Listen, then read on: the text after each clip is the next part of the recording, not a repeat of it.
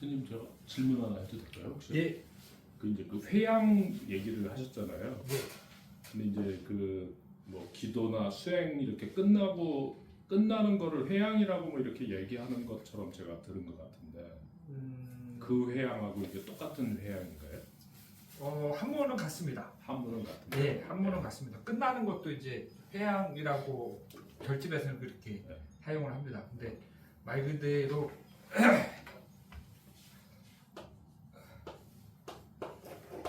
돌회자 이제 향할 향자인 거죠.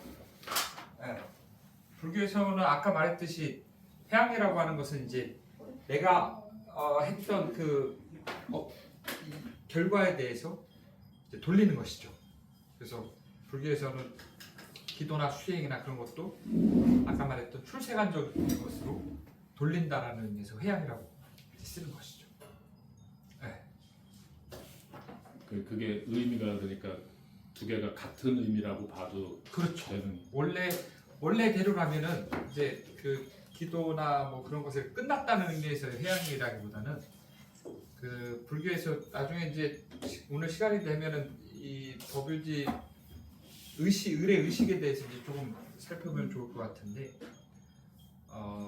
그 모든 이제 기도가 끝나고 부처님의 찬탄과 명호를 부르는 명칭과 그런 걸 다 끝내고 마지막에 스님들이 이제 축원이라고 합니다. 근데 이 세 가지 회양에 대해서 회양 삼처라고 해서 안구 지방삼체 제망중주 무진 삼보자준 불사자 위장 증명 조난강 회양 삼처 실험만 해가지고 삼처에 대해서 회양을 한다. 세 곳에 회양을 한다. 어디냐? 보리, 실제, 중생의. 오늘 제가 한 이 기도의 공덕, 부처님 명호를 부르고 보리심을 일으킨 이 기도의 공덕을 이 세 곳에 회양한다는 거죠. 회양 삼처 실험. 보리라는 것은 깨달음입니다. 제가 깨달음으로 나아가는 곳에 제가 오늘 했던 그거 원인을 이걸로 결과를 받을 수 있게 해주십시오. 실제라는 것은 진리입니다. 부처님의 진리가 계속적으로 이어질 수 있게 제가 오늘 한 이 원인의 결과를 이 보리에 회양하겠습니다. 그 다음에 중생이란 건 말 그대로 중생이 이고등락 괴로움에서 벗어날 수 있게 제가 오늘 한 이 원인의 그 결과값을 중생의 이고등락으로 회양하겠습니다. 네, 그렇게 회양이라는 의미는 뭔가를 맞췄다라기보다는 이것을 다르게 이렇게 돌리서 다른 값으로 이렇게 좀 받을 수 있게 해달라는 그런 염원이 담겨 있다라고 좀 아시는 게 더 낫지 않을까. 네, 알겠습니다. 네.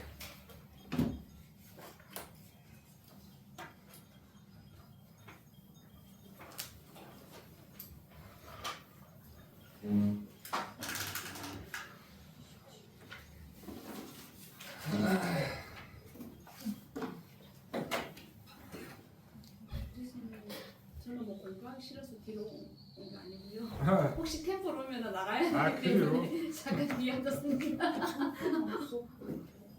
볼펜 저 있어요. 저기 통에 많이 있어요. 그래요? 여기 많이 있어요. 여기. 아 여기요?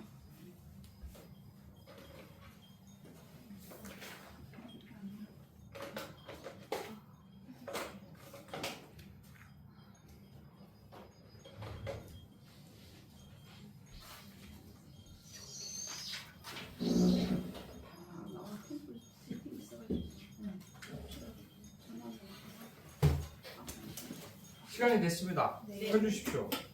시간은 정확하게 지켜야 되니까. 켜져 있나요? 켜져 있나요? 뭐 누르면 되죠? 켜져요. 켜져 있는데. 예, 켜져 있습니다. 벌써요? 네. 아이고 크게 되네. 자, 네. 질문을 하셨던 거사님이 3페이지 공과 불에 대해서 한 번 더 읽어주시기 바랍니다. 그런데 회향이라는 말과 사상을 논리적인 뒷받침을 통해 최초로 선언한 것은 반야경의 공사상이다. 공성이란 일체가 불변하고 항상한 본성을 갖지 않는다는 것이다. 만약 사물이 변하지 않고 영속한다면 그것은 당연히 생겨나지도 존재하지도 멸하지도 않아야 할 것이다. 왜냐하면 생기, 존재, 소멸은 모두 변화하기 때문이다. 다시 말하면 모든 것은 고유의 실체라든가 본성을 갖지 않는다. 그렇기 때문에 공성이라고 한다. 사물은 원인이나 조건에 따라 생기고 원인이나 조건이 없어지면 사라질 뿐이다. 예, 잠시 여기까지 하고 자, 우리가 아까 대승에 대해서 배웠습니다. 대승에 중요한 그 교리적 키워드가 있습니다. 대표적으로는 자비가 있을 수 있죠.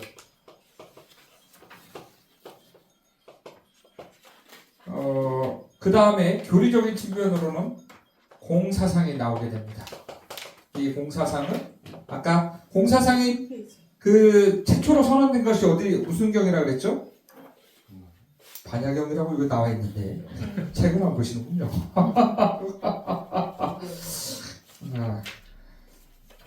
반야경,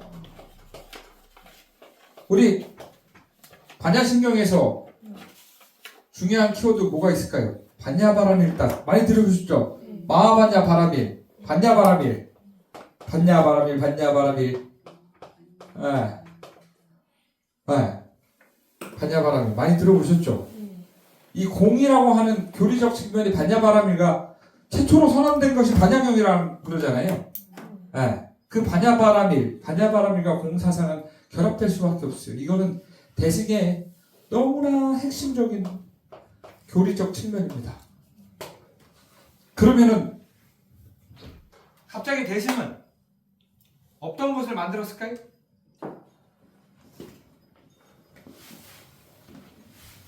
고타마 시다르타라고 하는 부처님, 서가모니 부처님 교리적 측면에서 없던 것을 만들었을까요? 대승이라고 하는 새로운 사상이? 그러진 않았겠죠. 어찌됐건 간에 대승 불교라고 한다면 불교의 교리 바탕 안에서만 이 변화됐을 거 아니에요. 근데 그 본질마다 변화시키진 않았을 거 아니에요. 그죠? 그러니까 그럼 불교의 어떤 본질을 그 기본 바탕으로 해서 이것을 변형을 했을까? 불교, 여러분들 불교, 우리나라의 불교 종단이 몇 개 있을까요? 왠지 교회가 더 많을 것 같지만 불교 종단도 만만치 않게 많습니다. 5명의 출가자가 스님들이 모이면 교단을 하나 만들 수가 있습니다. 종교를. 저를 따르는 스님이 없어서 종교를 못 만드는 거예요. 교단이 많아요. 대표적으로 이제 조계종이 있고, 요새는 예전에 태고종이 많았지만 천태종이 있고, 태고종이 있고, 가는종이 있고, 무슨 종이 제가 예전에 듣기로는 5, 60개였는데 지금 한 100개 정도 되지 않을까 싶습니다. 엄청 많습니다. 근데 우리나라만 그렇고 불교가 우리나라에만 있네? 아니죠. 전 세계적으로 불교는 다 있습니다. 그죠? 근데 불교가 아무리 뭐 종단이 갈라지고 뭐 한국 불교, 일본 불교, 중국 불교, 뭐 미얀마 불교, 스리랑카 불교, 태국 불교 다양한 세계 곳곳에서 불교가 있다고 하지만 불교가 불교일 수 있는 몇 가지 공통 분모가 분명히 있어야 이것을 불교라고 할 수 있을 거 아니에요. 우리가 사람을 놓고 봐도 한국 사람, 일본 사람, 중국 사람, 뭐 아프리카 사람, 남아프리카 사람, 뭐 몽골 사람, 뭐 북극 사람, 남극 사람, 뭐 다양한 인종이 있지만 그래도 우리는 다 어떻게 인간이라고 하는 공통 명칭을 쓰잖아요. 휴먼이라고 하는. 그죠? 뭔가 공통 분모가 있으니까 그래도 명칭을 그렇게 쓰는 거 아니에요. 그러면은 그 수많은 이 다른 양상으로 전파되어 있는 불교를 불교라고 할 수 있는 단 하나의 키워드를 만약에 꼽는다 그러면 여러분들 뭘 꼽으시겠습니까? 배운 사람들이니까 저기 우리 왠지 보살님 두 분은 잘하실 것 같아요. 훌륭한 스님 밑에서 배웠기 때문에 잘하실 것 같아요. 한번 말씀 한번 해보세요. 입국 다 하지 말고 말씀 한번. 뭐가 우상. 무상과 거를. 무상과 고. 자, 조금 더 그걸 하나로 압축했을 때는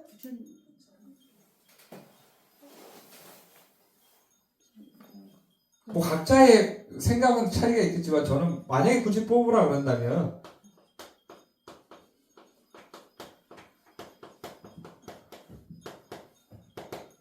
연기 사상에 입각하지 않은 불교는 불교라고 할 수가 없습니다. 그럼 연기가 뭐냐?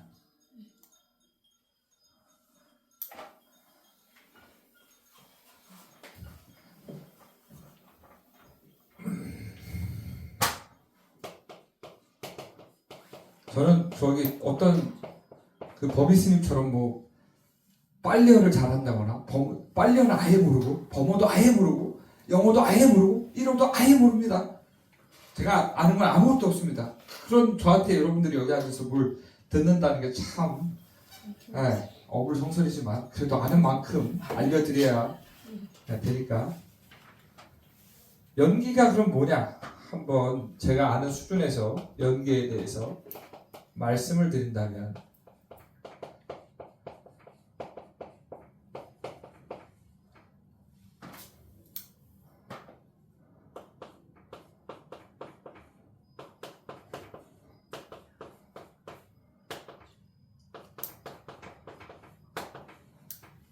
중연, 화합, 생기, 연하여 일어난다. 중연, 갖가지 인연들, 갖가지 원인들이 화합해서 일어난다, 생기한다. 그래서 연기라는 건 그런 거예요. 여러 가지 조건들이 화합해서 일어나는 거. 근데 그럼 이 연기에서 우리는 뭘 봐야 되는 거냐?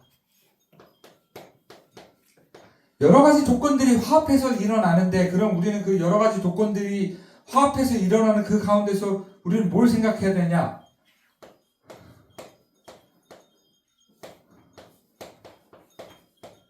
자성의 실체가 없다는 걸 봐야 된다는 겁니다.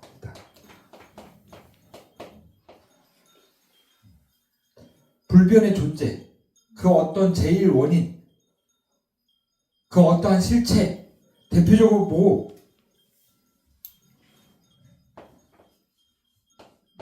나라고 하는 그 실체가 없음을, 무자성이 없음을. 근데 그냥 마냥 없다고 하면 되겠어요, 안 되겠어요? 마냥 없다고 하면 어떻게 해? 그것도 잘못된 거죠. 잘못된 견해라고요. 마냥 없다고 하면 어떻게 될까요, 우리가? 그냥 없어 하면 어떻게 돼? 이번 생이 끝이야. 이번 생이 끝이면 살아서 뭐해? 죽어버려야지. 빨리 죽어서 끝내버려야지. 옳은 생각일까요? 잘못된 생각이겠죠. 그럼 뭔가 있어 하면 뭐가 돼요? 하나님은 있어. 하나님 다 알아서 해줄 거야. 난 아무것도 안 해도 돼. 바른 생각일까요? 아니죠. 그러니까 유와 무가 이 있음과 없음을 다 이것도 다 저기 뭐야 견해라고 집착이라고. 있는 것도 집착이고 없는 것도 집착이라고. 그냥 자성이 없다는 것이지 무언가 없는 건 아니에요. 그래서 그것을 어떻게 표현했다? 대승에서는 공으로 표현한 거다. 그래서 여러분들 공이라고 하는 것이 그냥 텅 비어 있음, 이 공이 아니라는 거예요. 자성이 없는 게 불변, 자성이라는 것은 불변이라고 변화하지 않는 절대적 어떠한 존재, 이걸 자성이라고 하는데 그러한 변하지 않는 존재는 없다. 늘 변화하는 조건에 의해서 모였다가 흩어지는 것은 있지만 변하지 않은 절대적. 우리 여러분들은 항상 내가 윤회한다고 생각하죠. 과거 전생에 내가 이렇게 살기 때문에 내가 이번에 이렇게 태어난 거야. 몸을 바꿔서 태어난 거야. 이렇게 생각하죠. 왜?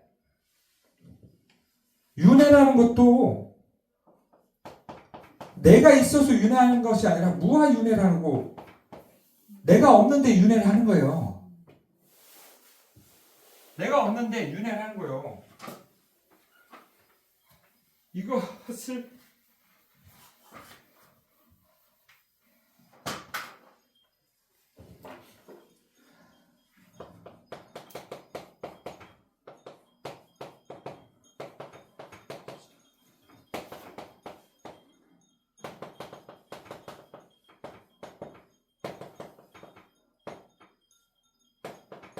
무작자 유업부라고 하는 거예요. 증자는 없는데 업부는 있다.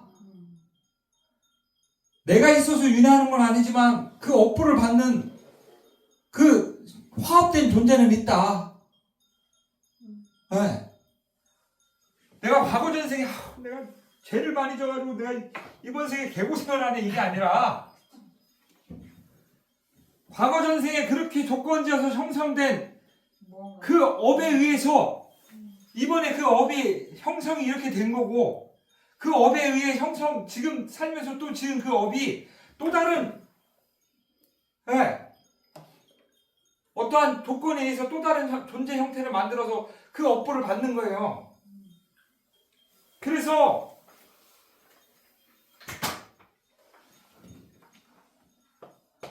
하나도 아니지만 다르지도 않다.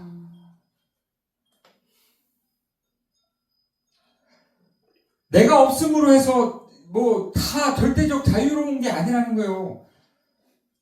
지은 건 받아야 된다는 걸 피할 수 없는 인과라고 하는 자연 법칙에 의해서는 피할 수가 없어요. 받아야 돼요.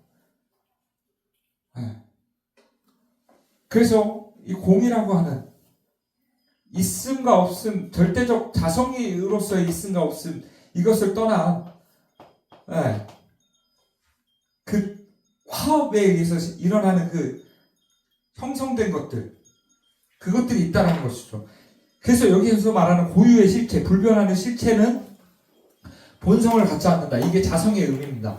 모든 것은 고유의 실체라든가 본성을 갖지 않는다. 불변하는 그러한 성질을 갖지 않는다. 이게 무자성이고 이것은 한 글자로 얘기하면 공이고 그 공은 연기에 의해서 나온 교리 바탕이라는 것이죠. 그렇기 때문에 공성이라고 한다. 사물은 원인이나 조건에 따라 생기고 원인이나 조건이 없어지면 사라질 뿐이다. 우리 몸뚱이도 원인이나 조건에 의해서 생길 뿐. 그리고 이 마음도 결국 마음이라고 하는 것도 원인이나 조건에 의해서 생겨날 뿐. 내 마음이라고 할 만한 것은 아무것도 없다. 여러분들 문제에 봉착했을 때 문제를 어떻게 해결하십니까?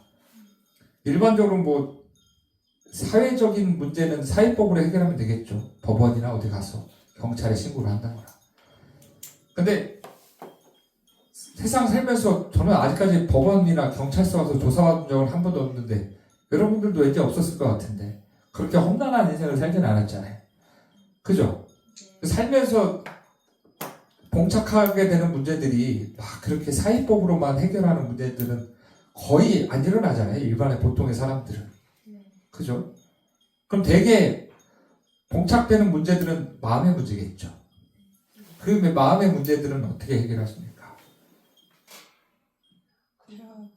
네? 대화로? 불자가 대화로 해결해요? 대화로 마음을 움직여야지. 아니 자기 마음의 문제인데 누구랑 대화를 해? 내 마음이랑 대화를 해. 내 문제야? 마음아 너는 왜 이렇게 아프니?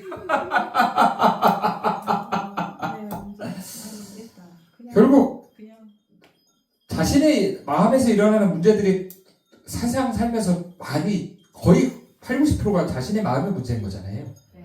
네. 내 마음을 내 마음대로 하지 못하는 나는 편해지길 바라는데 마음이 편치 않아. 그럼 누구 탓이에요? 내 마음대로 할 수 있는 걸 내 것이라고 할 수 있나요? 그럴까? 이건 결국 여러분들이 착각하는 게 내 마음이라고 하죠. 우리는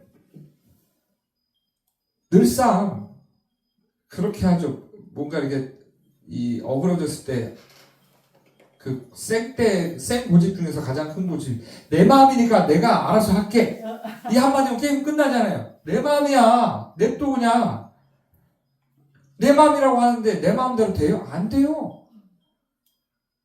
세상 내 거라고 그렇게 우겨 쌌는데 내 마음대로 안 되는 그런 게 어딨어. 그게 내 거라고 할 수 있어요? 그럼 결국 이 마음은 내 마음이 아니네요. 마음도 결국은 조건에 의해서 일어난다는 것일 뿐이에요. 그걸 받아들이셔야 돼요.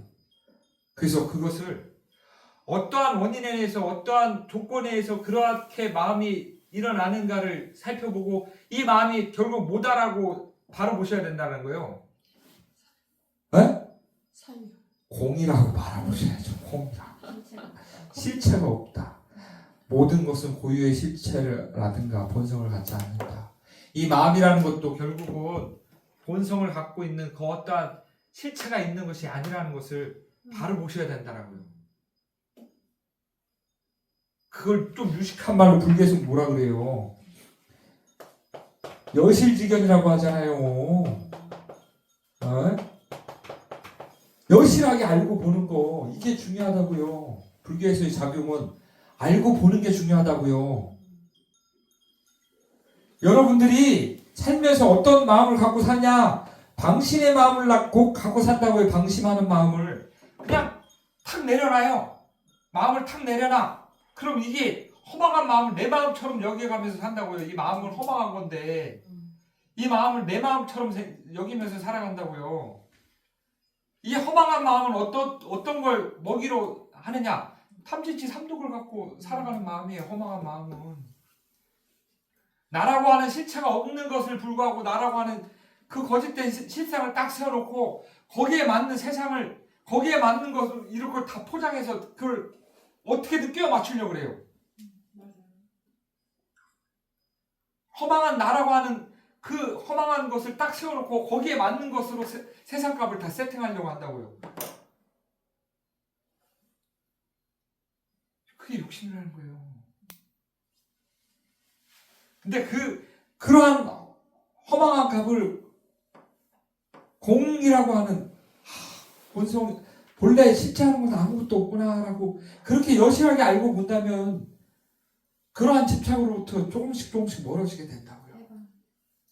근데 그것을 어떻게 계속적으로 방심하고 살면 그게 돼요? 안 돼요. 안 돼요. 그래서 문제에 봉착했을 때 계속적으로 그걸 끊임없이 사유하셔야 된다고요. 그래서 제가 늘상 말하잖아요. 어떤 여러분들이 호신이라고 하는 이런 호신으로서 나를 지키는 것이 아니라 마음의 부족을 다 하나 새기라고요. 이것은 내 것이 아니다. 이것은 나의 것이 아니다. 나는 이것으로부터 있지 않다.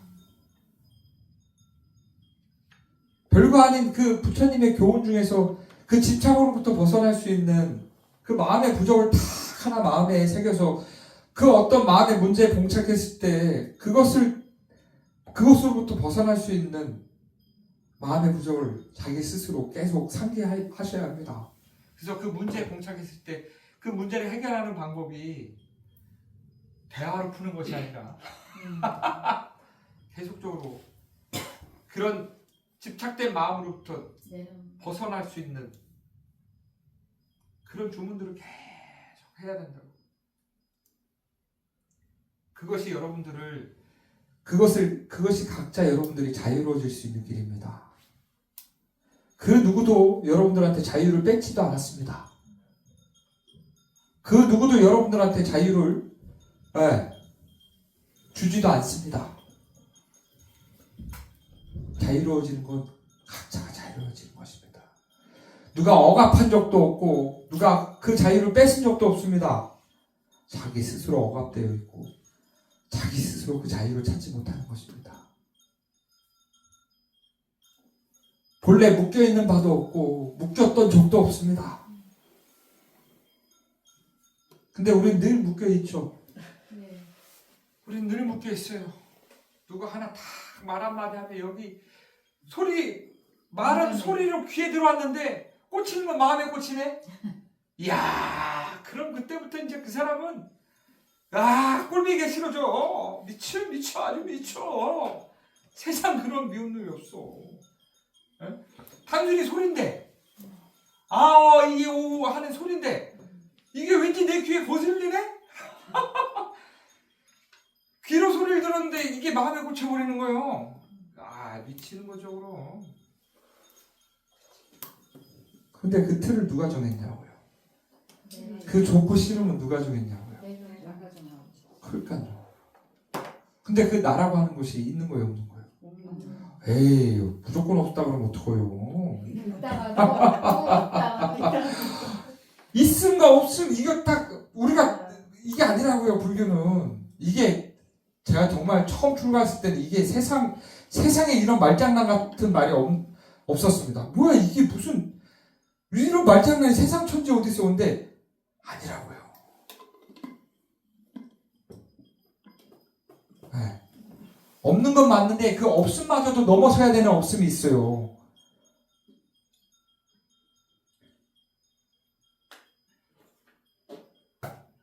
네. 없지만 없는 것이 아니고 있지만 있는 것이 아니라고요. 맞습니다. 네. 근데 그걸 어느 순간 딱 알았을 때 웬만한 문제들은 바로바로 해결은 안 되지만 그렇다고 그게 막 묵은 갈증이 되지는 않습니다. 막 그게 막 몇 개월, 몇 년 막 그렇게 묵은 갈증이 되지는 않아요. 왜? 이것이 진리인 줄 알고 이것으로서 여실하게 바로 보려고 노력하다 보면 그것으로부터 얽매이진 않는다고요. 그러한 괴로움에서 나를 묶어 있는 그 괴로움에서 내가 묶여서 살진 않는다고요. 여러분들 각자 스스로 묶여 있는 그 어느 부분이 있을 겁니다. 아무도 몰라요. 자기만 알지. 자기만 어느 그 부분에 묶여 있는 부분이 있어요. 누구는 자식이 될 수도 있고, 누구는 돈이 될 수도 있고, 그 각자가 묶여 있는 그 나만의 그 얽매이는 부분이 있다고요. 거기서부터 자유롭지 못하잖아요, 우리. 저도 그렇고, 여러분들도 그렇고. 근데 그것을 보지 못하면 계속 어느 순간 그것을 알지도 못하고 보지도 못하면 계속 거기에 묶여있는 상태에서 중생은 괴롭지만 괴로운 줄 모르고 살아가는 게 중생입니다. 우리 사성제에 대해서 배웠죠? 자, 대답해 보십시오. 네라고 하신 분. 그러면 성제는 뭔가요? 성스러운 진리. 그렇죠. 성스러운 진리. 성스러운 진리. 예, 그렇게 해석할 수 있습니다. 그렇게도 해석이 가능하고 성인의 진리, 성인이 본 진리 맞습니다. 그럼 고진멸도라고 하는 네 가지에서 고도 고성제라고 하죠. 고도 성스러운 진리인 거예요. 그러니까 근데 중생은 그 괴로움도 보지 못한다고요. 괴로움인데 괴로움인 줄 모르는 것이 중생이라고요. 우리는 아웅다웅 하면서 살잖요. 그렇잖요. 그러니까 근데 그 괴로움을 봐야 된다고. 불교는 철저하게 고로부터 출발해야 합니다. 그리고 그 고의 원인이 무엇인지를 바로 아셔야 되고 그 고에서 벗어난 상태가 있다라고 하는 그 명확한 사실을 아셔야 되고 왜 그렇게 간 분이 있으니까 그 결과로 가신 분이 있으니까 여실하게 가신 분 누구? 부처님.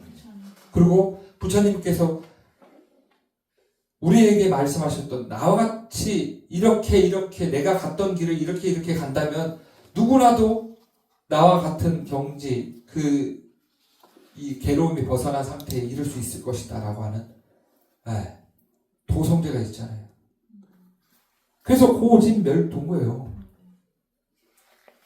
그 괴로움을 바르게 아셔야 합니다. 그리고 그 괴로움이 무엇 때문에 일어나는지를 아셔야 합니다. 그것을 모른 채 그 세상의 시선을 그 괴로움의 원인의 시선을 자꾸만 바깥으로 그 원인을 바깥으로만 쟤 때문에 내가 이렇게 힘들어. 쟤 때문에 내가 이렇게. 남 탓하기 시작하면 세상에 이유 없는 뭐가 없듯이 세상에 이유 없는 건 아무것도 없습니다. 근데 그 제일 원인은 결국은 허망한 나를 다 만들어 놨기 때문에 시작되는 것입니다. 그것을 알지 못한다면 그 괴로움으로부터 벗어날 수는 없습니다. 그러니 그 괴로움을 바르게 아시고 괴로움이 일어나는 원인이 무엇인지를 명확하게 아셔야 된다는 것입니다. 자, 그래서 나머지 부분도 선생님 한번 읽어봐 주시기 바랍니다. 그렇기 때문에 공사상은 필연적으로 불이사상으로 인도된다. 만약 A라는 것에 실체가 없고 B라는 것에도 실체가 없다면 A와 B는 동시에 공성으로서 구별되지 않고 나눌 수 없는 것이 된다. 즉 둘이 아닌 불이이다. 언뜻 대립하고 있는 두 가지 사물, 가령 번뇌와 깨달음은 모두 공성이기 때문에 본질적으로 둘이 아니다. 곧 업보에 의해 생사가 유전하는 것과 윤회에서 해방되는 열반은 결국 구별할 수 없는 둘이인 것이다. 예, 여러분들 여기 절집에 다니신 지가 얼마나 되셨죠? 오래 되셨어요? 몇 년 되셨습니까, 선생님? 저는 엄마 뱃속부터 들었으니까 저는 그럼 더 됐겠는데 그런 거 빼고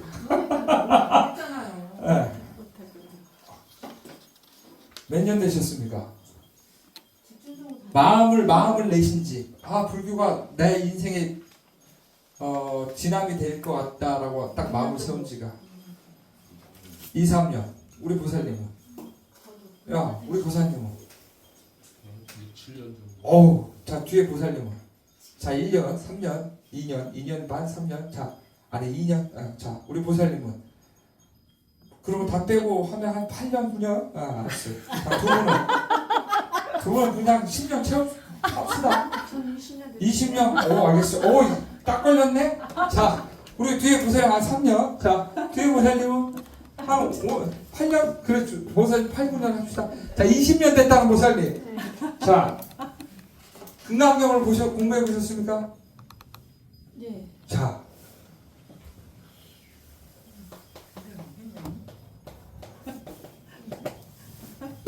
대승경전 공부하셨을 때 어떤 기분이 드는가요? 그 금강경에서는 반야사상 공에 대해서 많이 얘기가 있어서 나라고 할 수 있는 그런 거가 없다는 그런 걸 공부가 됐어요. 네. 자, 금강경은 아집과 법집에 대해서 두 가지 견해에 대해서 파하는 경우입니다. 나라고 할 만한 것은 아무것도 없다는 건 당연히 불교의 기본적인 베이스죠. 근데 대승은 아집뿐만 아니라 법집까지도 파괴해야 되는 것이 대승입니다. 그럼 이것을 어떻게 아까 여기 봤을 때 불이라고 하는 공 이걸로써 열실하게 바라봐야 된다는 거죠. 자, 그러면은 이 공을 어떤 식으로 이것을 수행으로 어떤 식으로 아까 우리 금강의 반야바람이는 그걸 뭐다? 무집착이다.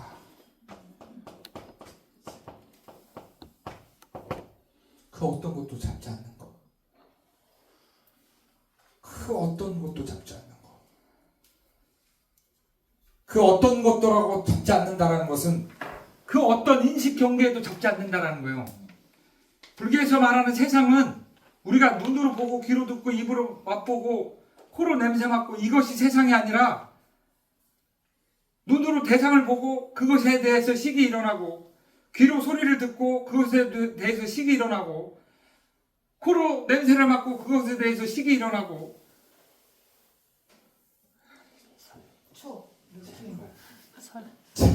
아니비설신이 육군 네. 또 색상의 그 축본 육경 또 이거 두 개가 해서 뭐가 일어나는 거예요?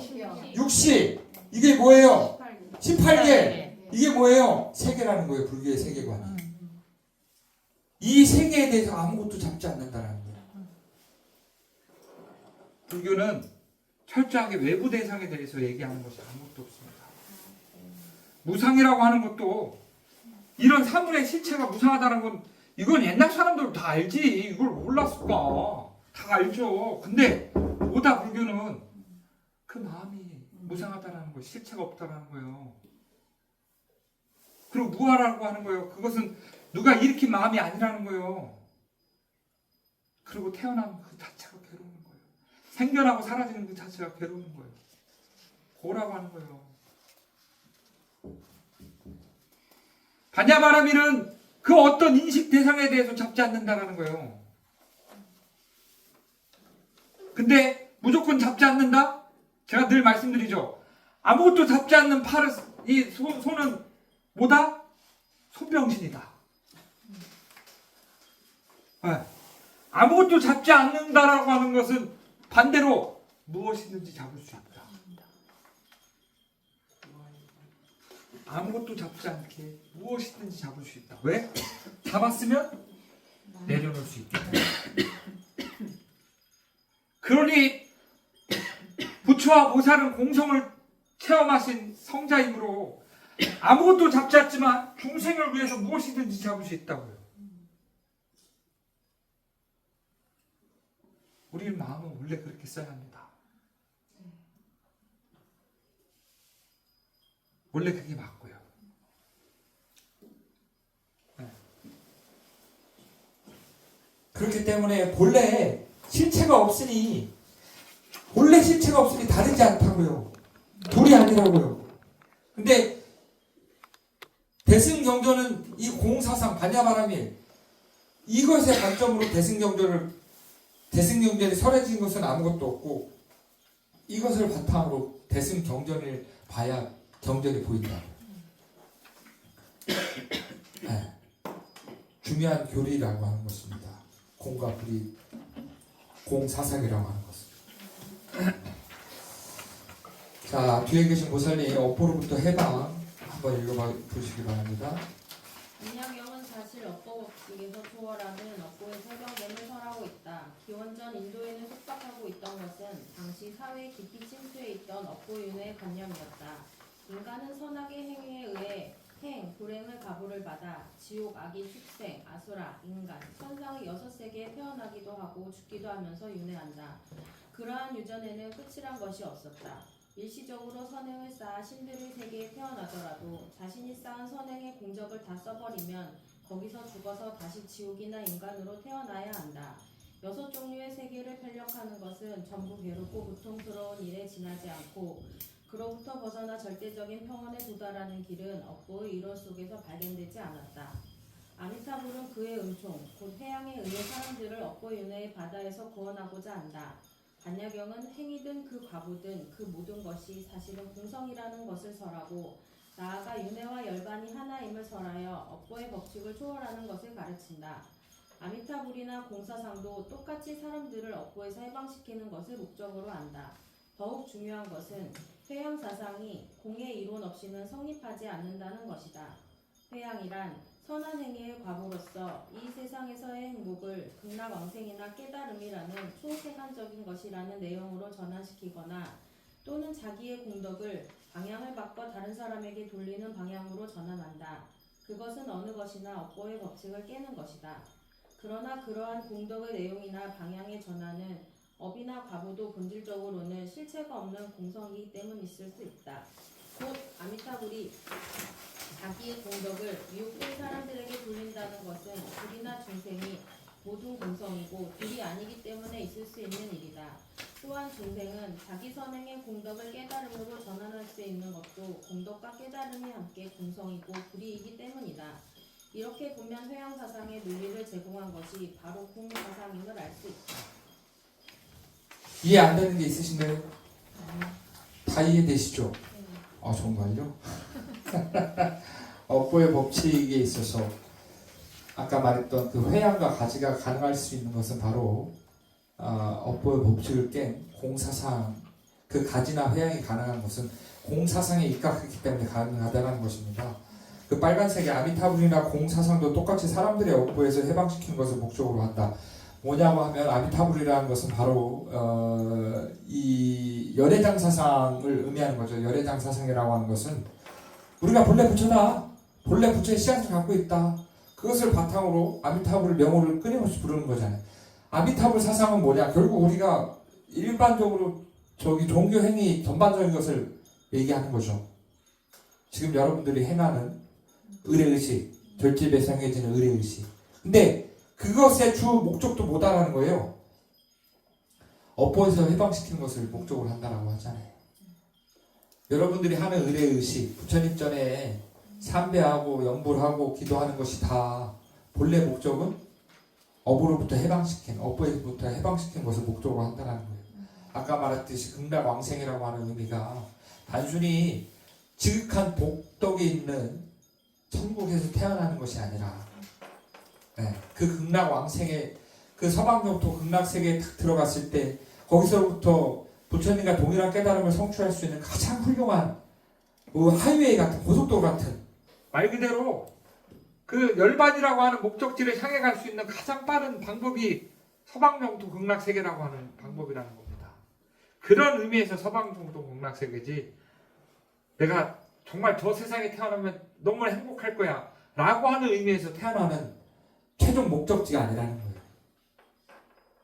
거기에 태어났을 때 누구보다 더 빠르게 열반을 성취할 수 있는 그런 환경이 딱 조성되어 있다는 것입니다. 결국 업보의 법칙은 자업자득입니다. 내가 짓고 내가 받는 거. 근데 그것들 내가 짓고 내가 받는 것을 다른 사람한테 양도할 수 있고 다른 사람한테 바꿀 수 있고 그 내용이나 그 성질을 변화시킬 수 있는 것도 이게 어떤 뛰어난 성인들의 특출난 그 신이 아니라 공성이라고 하는 것을 체득했기 때문에 그렇기 때문에 그 업보의 절대적 법칙으로부터 자유로워질 수 있다라고 하는 것이 그러니까 여러분들이 불보살님한테 그렇게 참여하고 업장소멸을 할 수 있는 거예요. 내가 지은 업인데 다른 사람이 대신 그 죄를 어떻게 사해줘요? 안 되지. 업장을 어떻게 소멸시켜줘? 근데 그게 공성을 체득한 사람들한테 가능하다고요. 그러니까는 그 성자 불보살 재불보살님께 그렇게 업장 소멸을 할 수가 있다라고 하는 거예요. 공성을 체득했기 때문에 내용이나 방향을 전환시킬 수 있다라고 하는 그들은 우리는 불가능하지만 그들은 가능하다라는 거예요. 근데 우리도 가능할 수 있죠. 깨달으면 되니까. 뭐 어렵지 않죠? 자, 우리 카메라 앞에 앉아계신 보살님 고타마 부타의 가르침 한번 읽어보시기 바랍니다. 부다는 네 가지 성인의 진리를 가르쳤다. 그것은 고의 원인, 고의 소멸, 고의 소멸에 이르는 길이다. 부다가 말하는 고란 태어나는 것, 늙는 것, 병드는 것, 죽는 것의 네 가지와 미운 자와 만나는 것, 좋아하는 자와 헤어지는 것, 바라는 것을 얻지 못하는 것, 몸과 마음을 이루는 요소에 집착하는 것이다. 이것은 생로병사의 네 가지와 합해져 8가지 고라 한다. 네, 잠시만요. 자, 우리 고에 대해서 고라고 하는 것은 네 가지 사고와 팔고가 있죠. 사고는 생로병사입니다. 그 다음에 팔고 나머지 이제 사고는 뭐냐면 원증해고, 애별이고, 그 다음에 구부듣고, 오음성고. 미운 자와 만나는 것도 괴로운 거고 좋아하는 자와 헤어지는 것도 괴로운 것입니다. 바라는 것을 얻지 못하는 것도 괴로운 것이죠. 근데 더 불교적 입장에서의 더 괴로움은 뭐냐면 몸과 마음을 이루는 요소에 집착하는 거. 이 몸을 내 몸이라고 생각하고 이 마음을 내 마음이라고 생각하는 것에 집착하는 거. 이것이 괴로운 것이라는 것입니다. 오음성구라고 하는 부분. 자, 계속적으로 읽어보시죠. 인간의 고에는 전쟁, 폭력, 도난, 애인의 변심, 가정 문제 등의 여러 가지가 있다. 부다는 그러나 그러한 여러 가지 현상적인 고보다 본질적인 고에 주요한 관심을 가지고 있었다. 젊음에도 늙음과 병이 있고 태어남에도 이미 죽음이 있다고 부다는 가르쳤다. 왜냐하면 신심을 갖는 인간의 존재, 그것이 고이기 때문이다. 그러나 붓다는 고와 인간 존재를 실체로서 받아들이지 않았다. 형체, 감수, 표상, 의욕, 인식이라는 몸과 마음의 모든 요소에는 실체가 없다. 자, 불교에서의 인간은 색수상행식이라고 하는 5가지 조건에 의해서 형성된 것을 인간이라고, 존재라고 합니다. 인간이라고 하는 것이 아니라 존재, 중생. 색은 우리 형체인 거죠. 수상행식은 마음작용입니다. 네.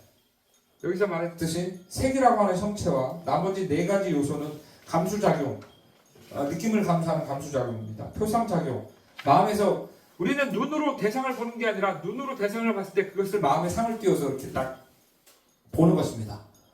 네. 눈이 대상을 바라보고 인식하는 것이 아니라 눈이 대상을 바라보고 그것을 마음에 상을 띄워서 보는 거예요.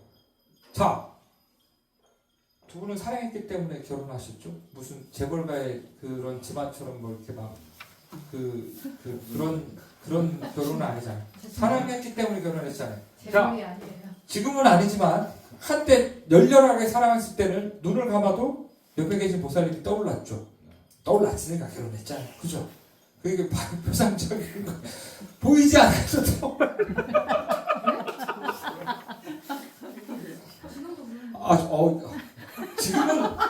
지금은 애정에서 떠오르는 게 아니잖아요. 지금은 애정에 의해서 떠오르는 게 아니잖아요. 그죠? 그때는 20년 전에는 애정에 의해서 눈을 감아도 내 사랑 그렇게 떠올랐지만 지금은 아유 왜 주스님 마음을 내려놓고 있어요. 자, 그렇게 네.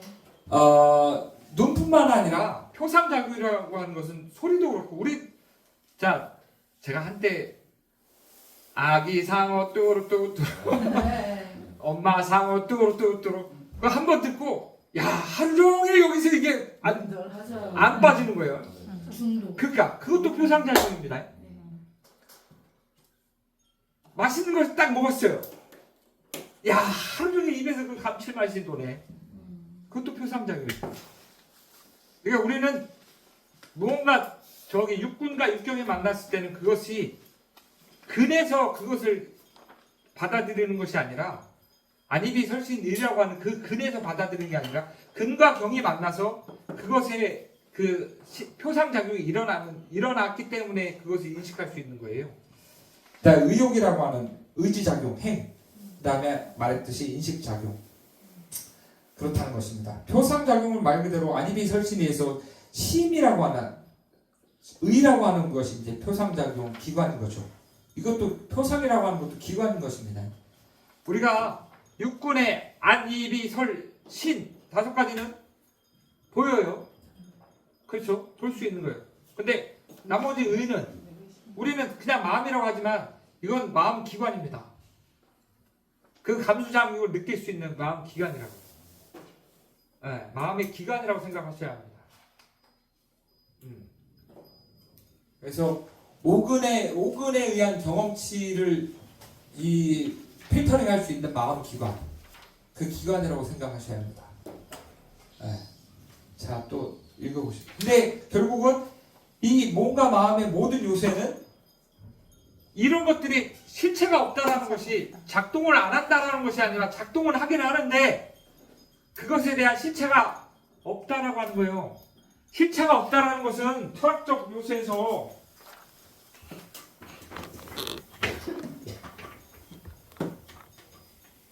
서양 철학에서는 이 열차가 이렇게 있잖아요.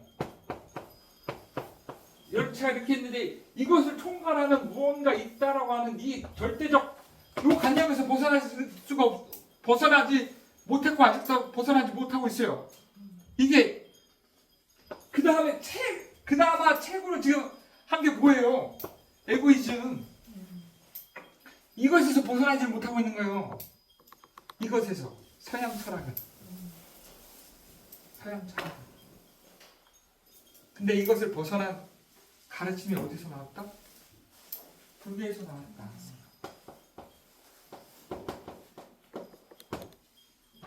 서양 심리 철학에서는 어느 순간 한계에 봉착할 수밖에 없습니다.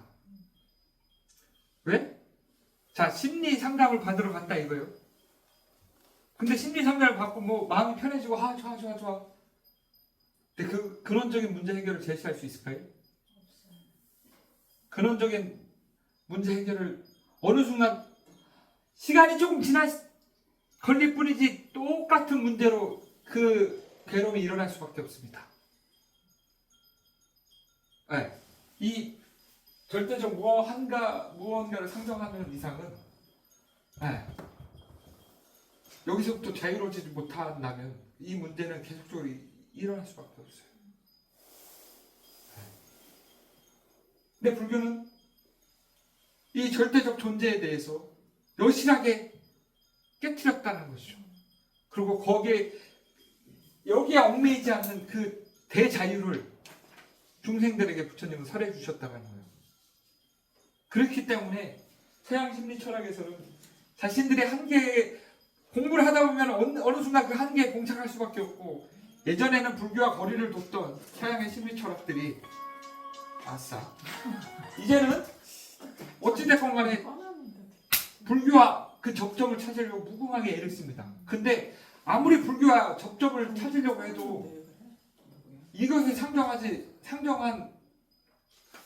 이것을 내려놓지 않는 이상 불교와의 접점은 만날 수가 없습니다.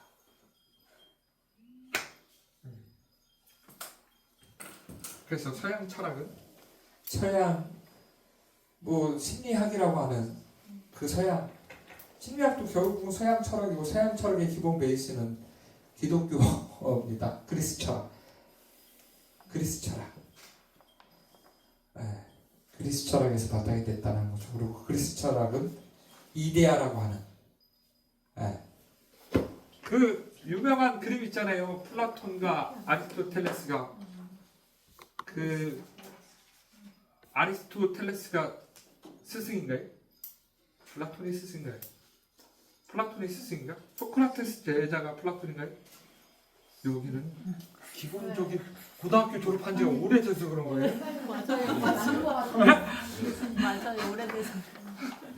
그러니까 그 플라톤일 거예요. 플라톤은 이데아라고 해서 이렇게 딱 손가락을 그 아카데미 있잖아요. 아카데미 그림 중에서 책 끼고 또 저기 나이 든 사람이랑 좀 젊은 사람이랑 그럼 저기 플라톤은 딱 손가락을 향해서 이렇게 걸어가고 옆에 보면서 저기 그 제자 아리스토텔레스는 이렇게 딱 하고, 플라톤은 소크라테스 영향을 받아서 이데아라고 하는 절대적 무언가의 실체가 있다라고 여기저기 보면 그것이 기독교 사상과 접점이 돼가지고 절대 창조주의 이 종교학으로 발전하게 되는 것입니다.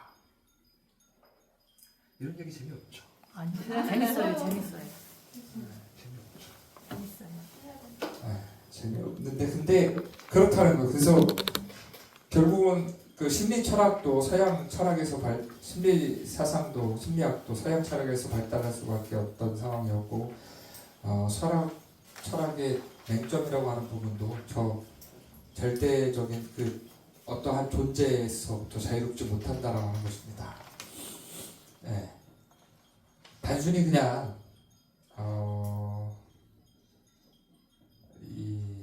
우리가 병에 걸렸을 때, 감기에 걸렸을 때 약을 먹고 감기가 나을 수는 있죠.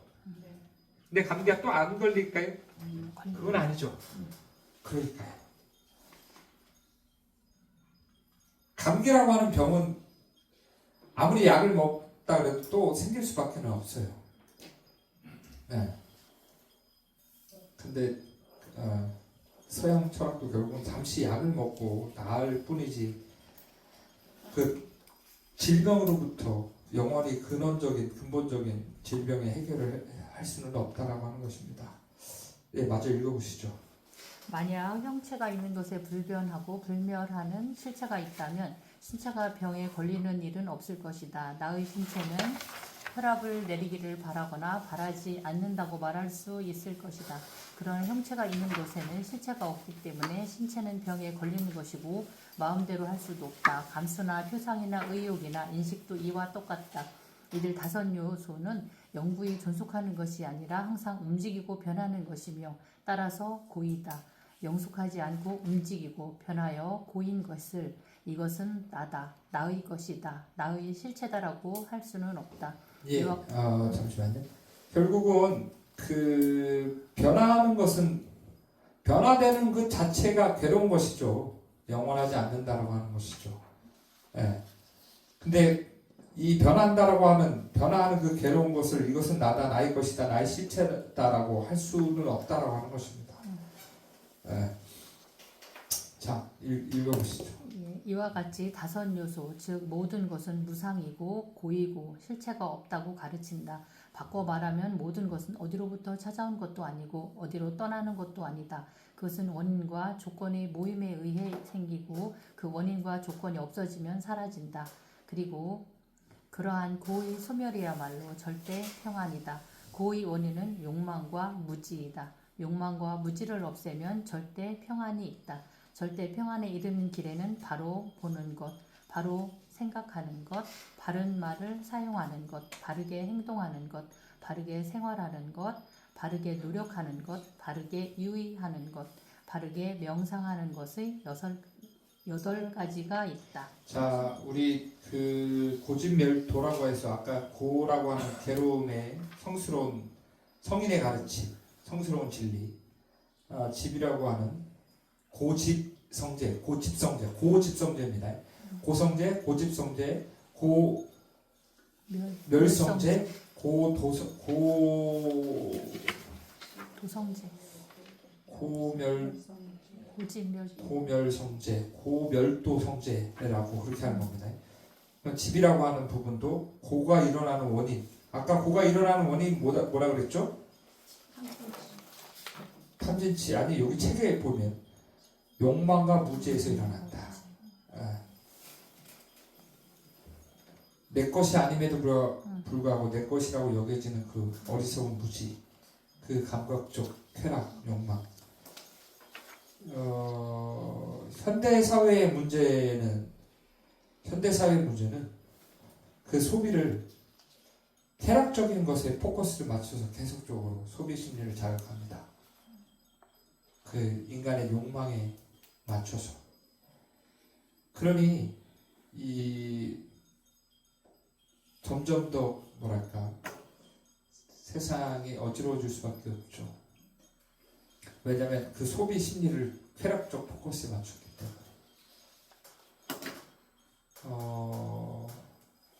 요새 저기 아까 뉴스 봤는데 연예인들이 지금 뭐 몇몇 사람이 지금 뭐 구설수에 계속 오르고 내리고 하는 것 같은데 조진웅이라고 하는 배우님도 그렇고 박내래 씨도 그렇고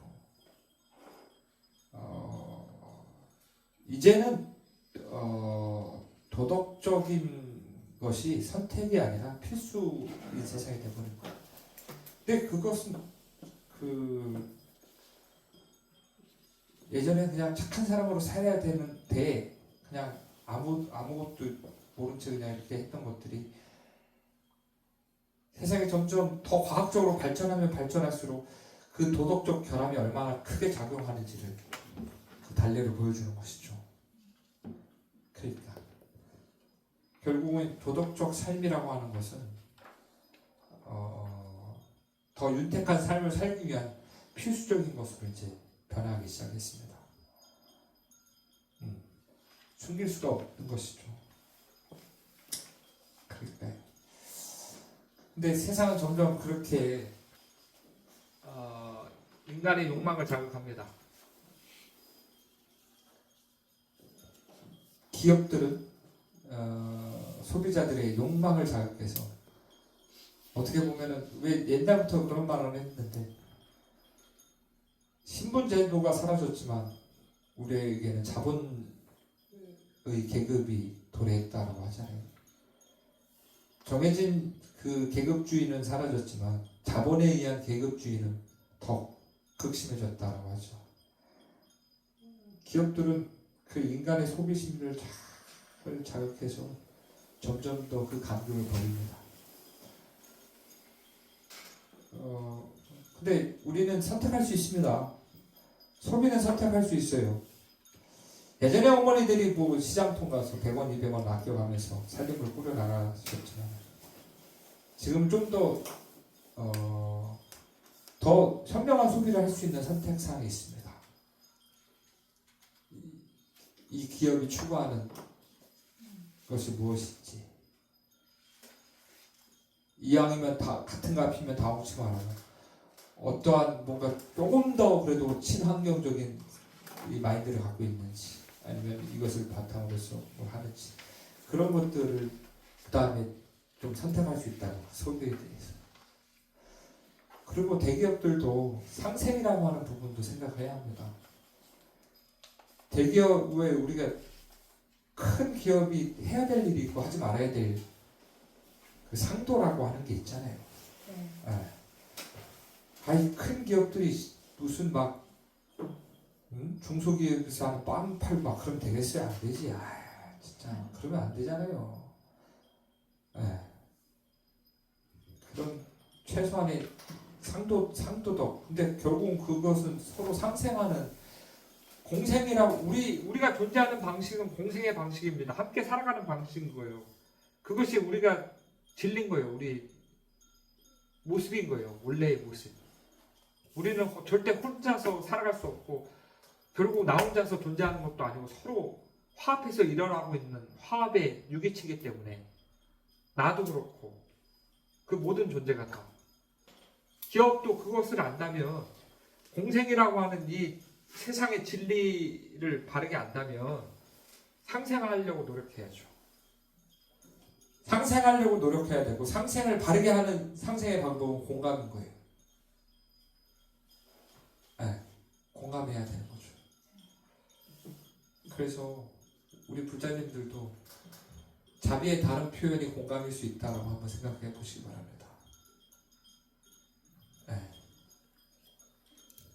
공감이라고 하는 것은 진정한 공감은 나라고 하는 그냥 단순히 불쌍해서 그 사람을 공감하는 것이 아니라 나와 다르지 않기 때문에 공감하셔야 합니다.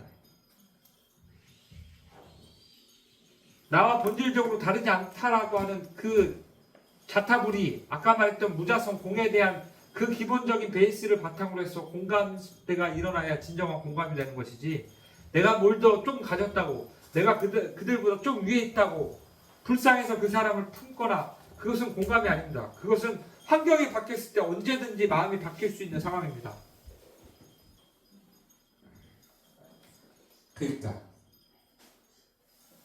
그것이 아니라 절대적인 평등한 위치에서 하는 공감이 진정한 공감이고 불교에서 말하는 자비가 바로 그 진정한 공감이라고 생각하시면 좀 더 낫지 않을까 그런 생각을 합니다.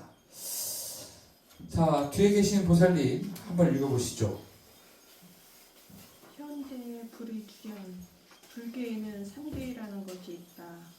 붓다 제세 당시부터 오늘에 이르기까지 사람들은 불교도가 된다고 할 때 나는 붓다에게 귀의합니다. 붓다의 가르침에 귀의합니다. 승가에 귀의합니다. 라고 이어왔다.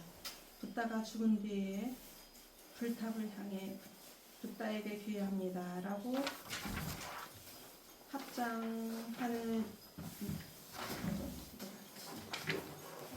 합장하는 사람들이 붓다는 죽었기 때문에 먼 과거의 사람이라고 생각하지는 않았을 것이다. 탑에 절하고 탑에 모이는 제가신도도 집단은 승단의 붓다가 가르침의 종교에 대해서 신앙의 종교를 꾸준히 형성하고 있었다. 붓다마 붓다 이전에 여러 명의 과거불이 있었고 6명의 과거불이 있었고 붓다마가 7번째 부처라는 생각은 비교적 일찍 생겼다. 아소카 왕은 과거불이 하나인 코나가마나의 불탑을 복원하고 공양했다고 한다.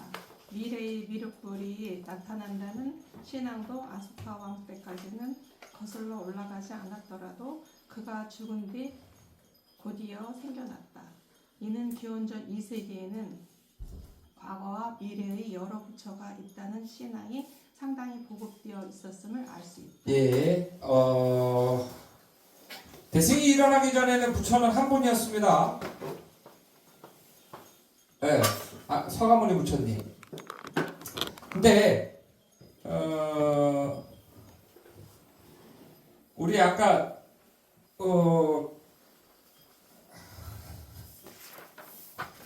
이 깨달음의 문제에 대해서 깨달음의 문제로 인해서 대승과 소승이 분리됐다 그랬죠.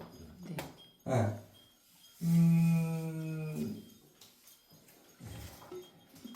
대승에서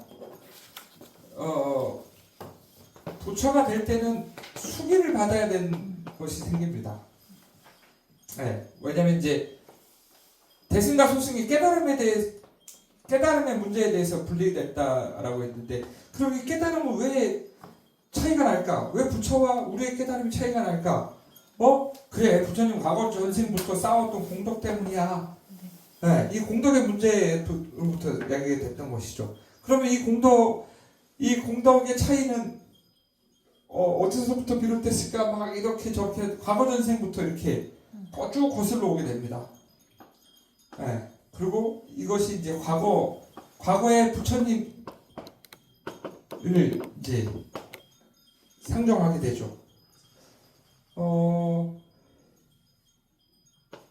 부처가 되기 위해서는 수기를 받아야 됩니다. 수기라는 것은 부처님한테 수기를 받아야 되는 거예요. 너 다음 생에 부처가 될 거야라고. 네. 네. 다음 생에 부처가 될 거야라고 이렇게 인정을 받는 것이죠. 근데 서가모니 부처님 돌아가셨네? 그럼 이제 부처님은 나타날 수가 없는 건가요?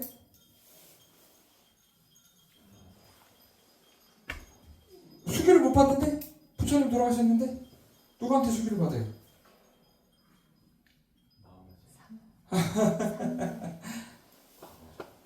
삼매 속에서. 고난한 산매 속에서 부처를 만나게 됩니다.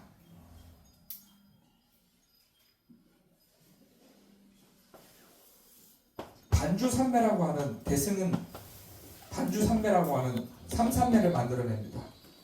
공산매, 무원산매, 무상산매라고 하는 삼산매를 만들어냈는데, 거기서 산매 속에서 부처를 만나게 되고, 부처를 만남으로써 거기서 수기를 받게 됩니다. 그리고 그 산매 속에서 만난 부처님께 봉양을 올리는 그 공덕이 무량하다라는 것이죠. 그리고 우리가 하는 의례의식은 산매 속에서 들어가지 못하는 중생들이 기본 세팅을 관세음보살님이랑 보살님들의 그 위대한 그 가피에 힘입어서 산매와 똑같은 공덕을 성취할 수 있게끔 세팅이 되는 게 우리의 의례의식의 조건입니다.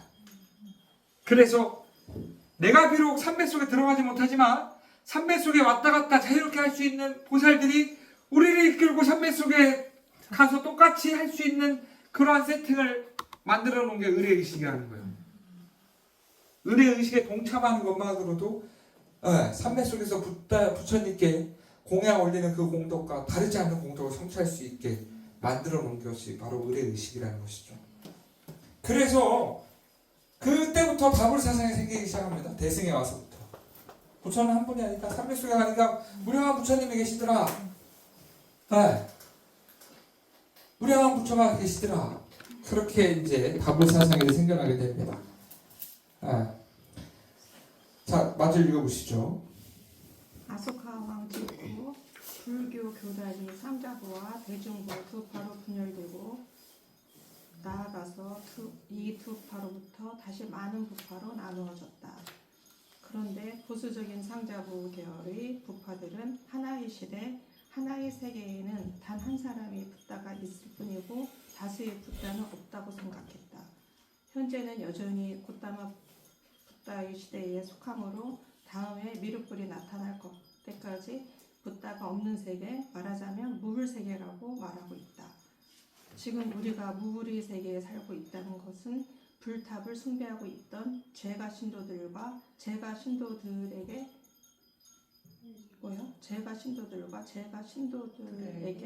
호의적이었던 진보적인 대중부 계열의 부파들로서는 참기 어려운 일이야. 무슨 말인가 하니 예전에 대승의 기원을 불탑신앙에서 학자들은 찾았습니다. 그러나 이것은 학설이라고 하는 것은 계속적으로 변할 수밖에 없는 것이고, 이 불탑신앙, 대승의 기원을 불탑신앙으로 세웠던 일본 학자가 있는데, 이분의 학설은 이제 불교 학에서 거의 이제 사장됐다라고 생각하시면 됩니다. 이거는 2002년도 그때까지만 해도 이 불탑신앙이 대승의 기원설이었지만은 한 몇 년 전부터 대승의 기원을 어디서 찾느냐, 바로 산매 속에서 찾습니다. 대승경전의 기원을, 대승의 기원을 뭐냐고 하니 대승경전을 남방이나 그쪽에서는 위경이라고 합니다. 위경. 부처가 직설한 경전이 아니다. 근데 대승경전에서는 그럼 뭘 근거로 이걸 붓다의 경전이라고 할 수 있느냐? 동일한 삼매 체험을 했던 사람들이 똑같이 말을 하니까, 삼매 체험을 했던 사람들이 이 경전에 대해서 똑같이 말을 하니까, 그리고 이 경전을 통해서 똑같은 삼매 체험을 할 수 있었고, 그다음에 삼매 체험을 했던 사람들이 이 경전의 가르침이 다르지 않다라고 하니까, 이것들이 붓다의 직설은 아니지만, 고타마 시타르타의 직설은 아니지만 삼매 속에서 그것을 공통적으로 체험했기 때문에 그것이 1000년 넘게 이어올 수 있다라는 것이죠. 미얀마나 스리랑카 그런 소승불교에서는 아직도 부처는 서가모니 부처님이십니다. 그 다음에 오시는 미륵부르처를 기다리고 있는 것이고, 그러나 대승에서는 서가모니 부처님 이전에 부처도 있었고, 삼매 속에서, 삼매에 들어가면 그 삼매 속에서는 언제든지 붓다를 만날 수 있다는 것이죠. 그 붓다를 만나서 붓다 옆에서 공양을 올릴 수 있는 그 무량한 공덕을 성취할 수 있고, 그 속에서 수계를 받을 수 있고 붓다가 될 수 있다는 것이죠. 그래서 오히려 더 대승에서는 가끔 그래요. 왜 스님들은 산에 가서 중생을 위해서 자비를 그렇게 역설하는데, 대승은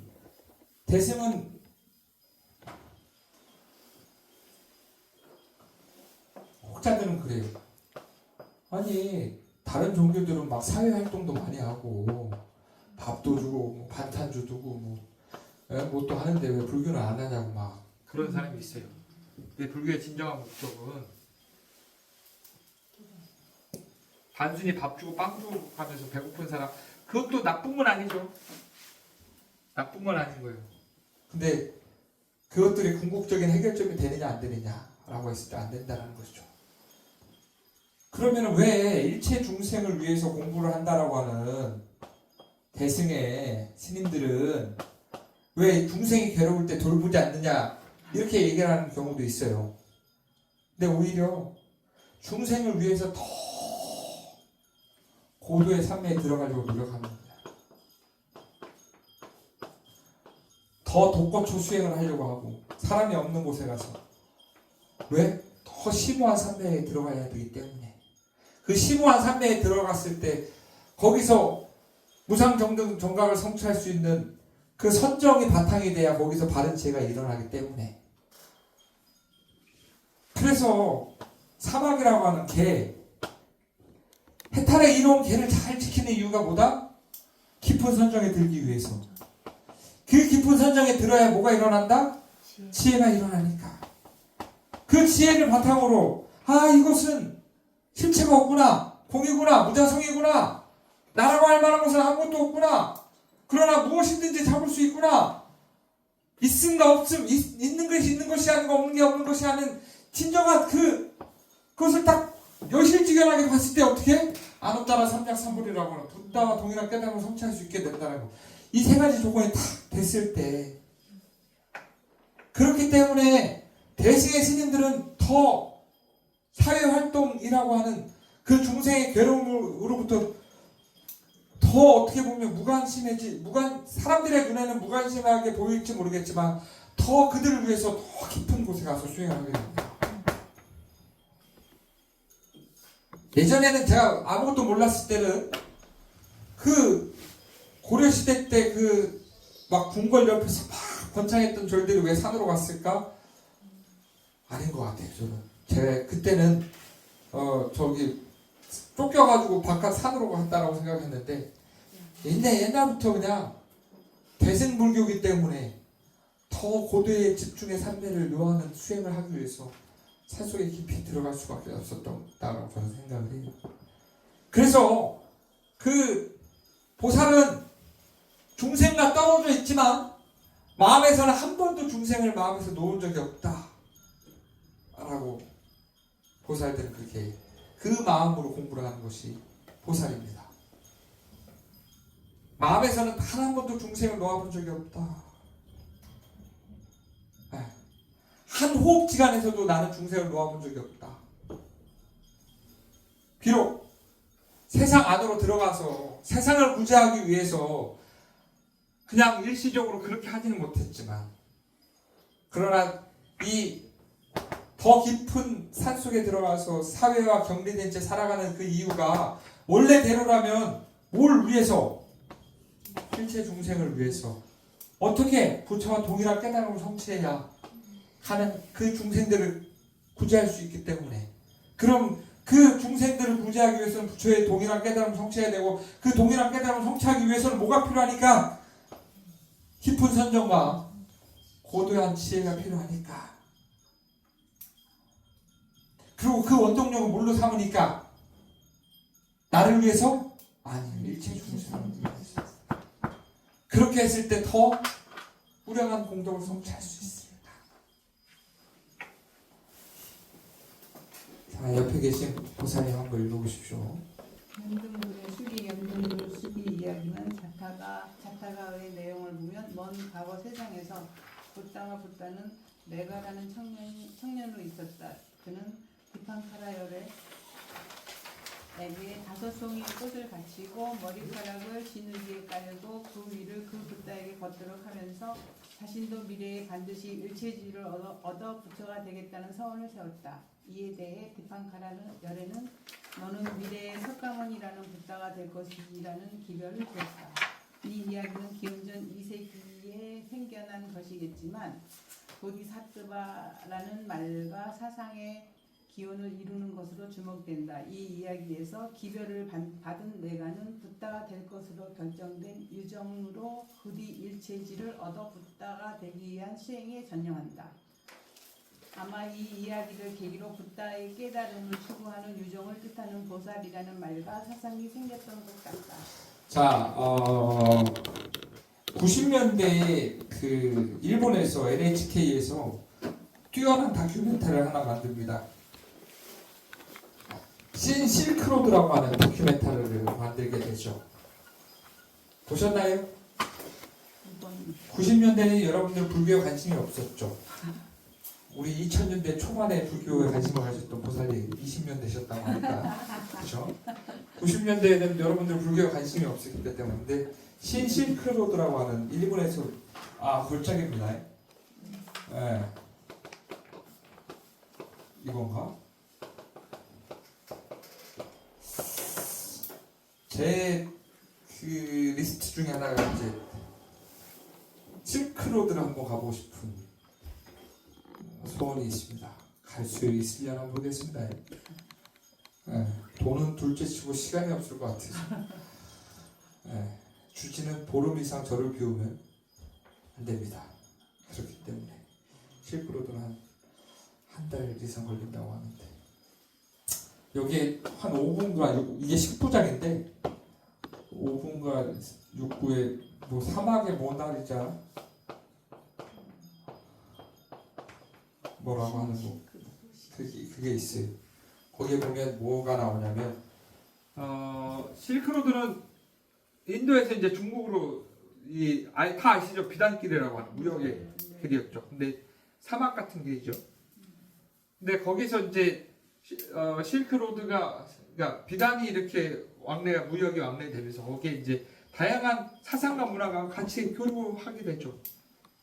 그 교류 속에서 이제 불교도 계속 교류를 하게 되죠. 네. 그렇게 해서 이제 불교가 인도에서 중국으로 넘어오게 되죠.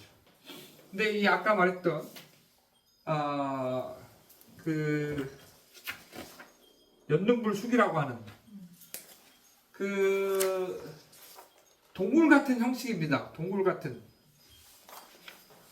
일부러 굴을 파죠. 굴을 파고 여기에 부처의 형상을 이렇게 있고 이렇게 돌 수 있게 회랑 형식으로 이렇게 만들어 놓습니다.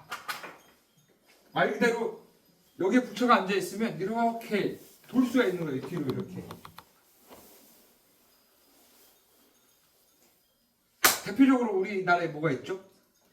그렇죠. 동그라미 있는 거죠. 근데 거기에 보면은 이런 다양한 그 부처님의 일대기를 그림으로 이렇게 만들어 놔요. 그 중에 하나가 바로 연등부의 숙인 거죠. 부처님 과거 전생에 디팡카라 연등부처님께 이 부처가 오셨다라는 얘기를 듣고 자기도 공양을 올리고 싶어 하죠. 그래서 어떻게 공양을 꽃을 구해서 공양을 딱 꽃을 던지는데 다른 사람 꽃은 다 떨어지는데 이 수메다라고 하는 청년의 꽃만 떨어지지 않게 되죠. 그래서 연등 부처님이 그 청년한테 가서 너는 다음 생에 서가모니 고타마시타르타라고 하는 서가모니 부처가 될 것이다 라고 딱 하죠. 그래서 그 얘기를 딱 듣고 수메다라는 청년이 더 이렇게 해서 마지막에 이제 부처님이 이제 길을 가시는데 자신의 머리카락을 이렇게 탁 진흙 위에 펼쳐서 밟고 지나가게 하는 그 장면이 이제 이 5분과 6부에 이렇게 나오는데 와 멋있습니다. 다 보셨잖아요. 뭘 못 봐요. 두 분은 봐야죠. 내가 이걸 여기서 몇 번을 들어줬는데 불교대학에서 한장하겠다. 아무튼 그런 겁니다. 근데 이 이야기의 중요한 점은 뭐냐면 보살이라고 하는 사상이 나옵니다. 소승불교에서는 제가자는 아란과를 성취할 수가 없습니다. 제가자는 아란의 깨달음을 성취할 수 없다. 제가자는 출가자만이 아란의 깨달음을 성취할 수 있는 것입니다. 근데 여기서 수메다라고 하는 청년이 출가를 했었나요? 아니죠. 근데 연도부처님이 수메다라는 청년한테 뭘 해줬어? 수기를 내려줬죠. 그러면서 너는 다음 생에 부처가 될 것이다 라고 수기를 내립니다. 그래서 보디사트바라는 말과 사상의 기원을 이루는 것으로 주목됐다라고 하는 것입니다. 결국 보살이라고 하는 용어는 뭐냐면 부다가 될 것으로 결정된 유정이라고 하는 것이죠. 이 이야기를 계기로 부다의 깨달음을 추구하는 유정을 뜻하는 보살이라는 말과 사상이 생겼다는 것입니다.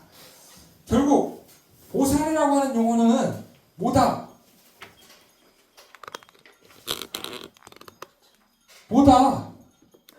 아니 저 혼자 이거 책 읽었어요? 부다의 깨달음을 추구하는 유정을 보살이라고 하잖아요. 왜 그래? 집중하나요? 집중해요. 왜 집중이 안 되나? 부처의 깨달음을 추구하려고 하는 사람을 보살이라고 한다는 거예요. 네. 보살님, 보살님 보살이시죠? 네. 아니? 제 스스로가 보살이세요? 자, 보살님, 보살님도 보살이죠? 아니. 아유 대승에서는 누구나 보살입니다. 누구나 보살입니다. 누구나 보살이어야 되고 보살이라고 하는 용어가 단순히 신도의 직함이 아니라 아까 여기서 말했듯이 부다의 깨달음을 추구하는 그 모든 존재는 다 보살이 되어야 하는 것입니다. 그리고 대승은 뭐다? 누구나 다 부다의 깨달음을 성취하고자 하는 사람들이 동일한 깨달음을 성취할 수 있다라고 하는 그 기본 베이스에서 시작했기 때문에 대승이 되는 것입니다. 그러니 대승의 불교도들은 다 보살이 되어야 되는 것입니다. 누가 달아났는지 알죠? 네. 나중에 커피 드시면서 떼달라고 해요. 농담이에요. 그걸 또 가서 일르고 막 그러면 저래서는 안 돼. 보살이라고 하는 용어 자체가 그렇다고요. 그래서 저도 대승에서 와서 대승이 아닐 때는 그냥 비구 스님이지만 대승에서는 보살 비구가 돼야 됩니다. 그래서 저희는 계를 받을 때 저 때는 3위계를 받고 4년의 기초교육이 끝나면 비구계를 받는데 비구계를 받기 전에 보살계를 먼저 받습니다. 근데 요새는 좀 달라졌다 그러더라고요. 보살계를 먼저 받고 3위계를 받는다 그러더라고요. 네. 그래서 여러분들도 대승의 불교도들이랑 보살계를 꼭 받으셔야 합니다. 그리고 우리 한 달에 한 번 우리 영락사에서 뭘 하죠? 포살이요. 법망경 포살을 하죠. 네. 그러니까 보살로서 그 법망경 포살의 중요성을 아셔야 합니다. 공덕을 성취하는 길이 쉽지만 어렵고 어렵지만 쉽습니다. 아니죠. 마음 하나 바꾸면 되는데 마음 바뀌기가 어렵지. 마음 하나 바뀌면 되는데 마음 바뀌기가 쉽지 않죠.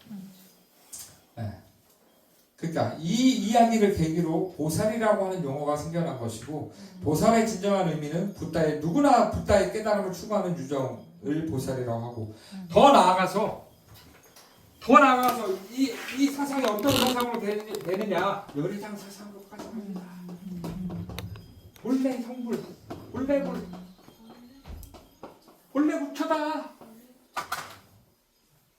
우리는 본래 부처다. 단 한 번도 부처가 아닌 적이 없었다. 여기까지 이제 올라가게 되죠. 이게 열애장 사상이라는 거. 여기까지 올라가게 된다는 것입니다. 자, 뒤에 계신 보살이 한번 읽어보시죠. 오 누구나 보살. 이렇게 보살이라는 말은 먼저 이 세상에서 성불하기 이전 수많은 전생에 수행하던 때의 곧다마부다의 다른 이름이었다. 그러나 과거불이나 미래의 미륵불뿐만 아니고 지금에도 시방에 수많은 붓다가 있다고 하면 그 붓다들도 수행할 때에는 틀림없이 보살이었을 것이다. 아측불이나 아미타불도 성불하기 전에는 아축보살, 법장비구였다.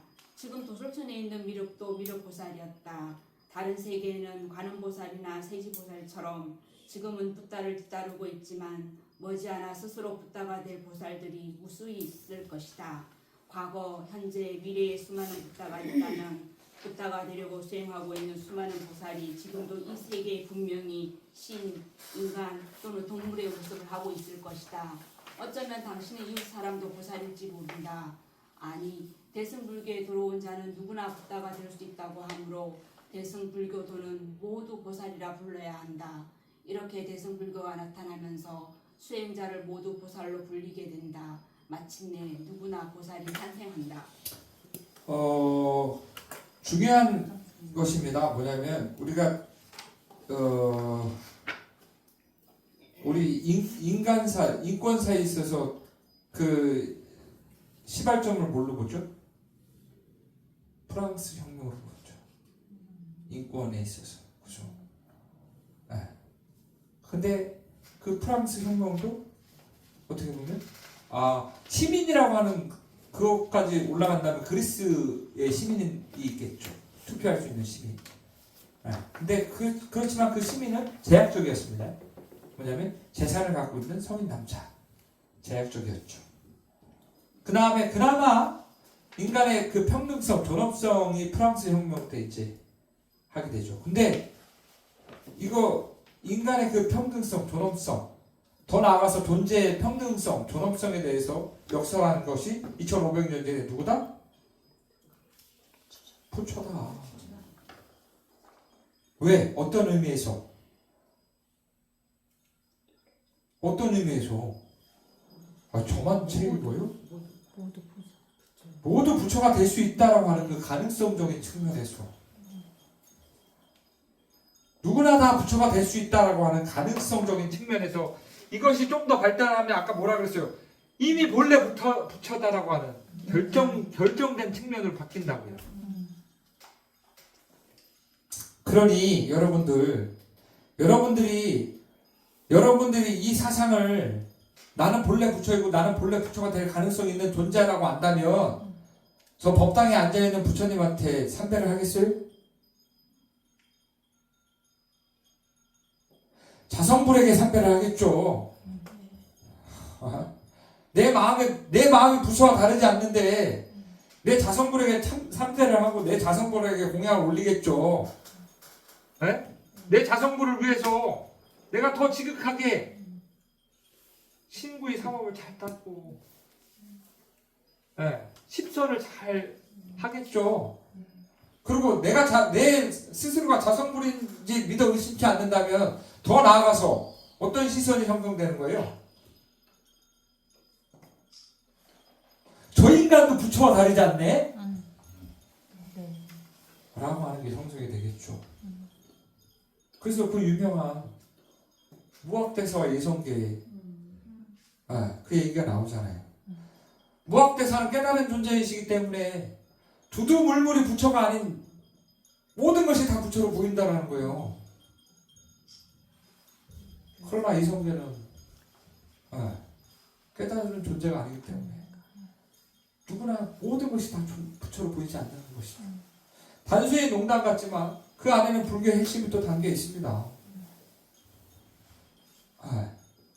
이것이 대승불교의 무엇인 것인 거예요. 그 가능성에서 확정성으로 넘어가는 거. 누구나 다 부처가 될 수 있다라고 하는 가능성이 아닌 대승의 발전사에 있어서 가능성이 아닌 확정성으로 다 본래 부처다. 다만 모를 뿐. 다만 모를 뿐.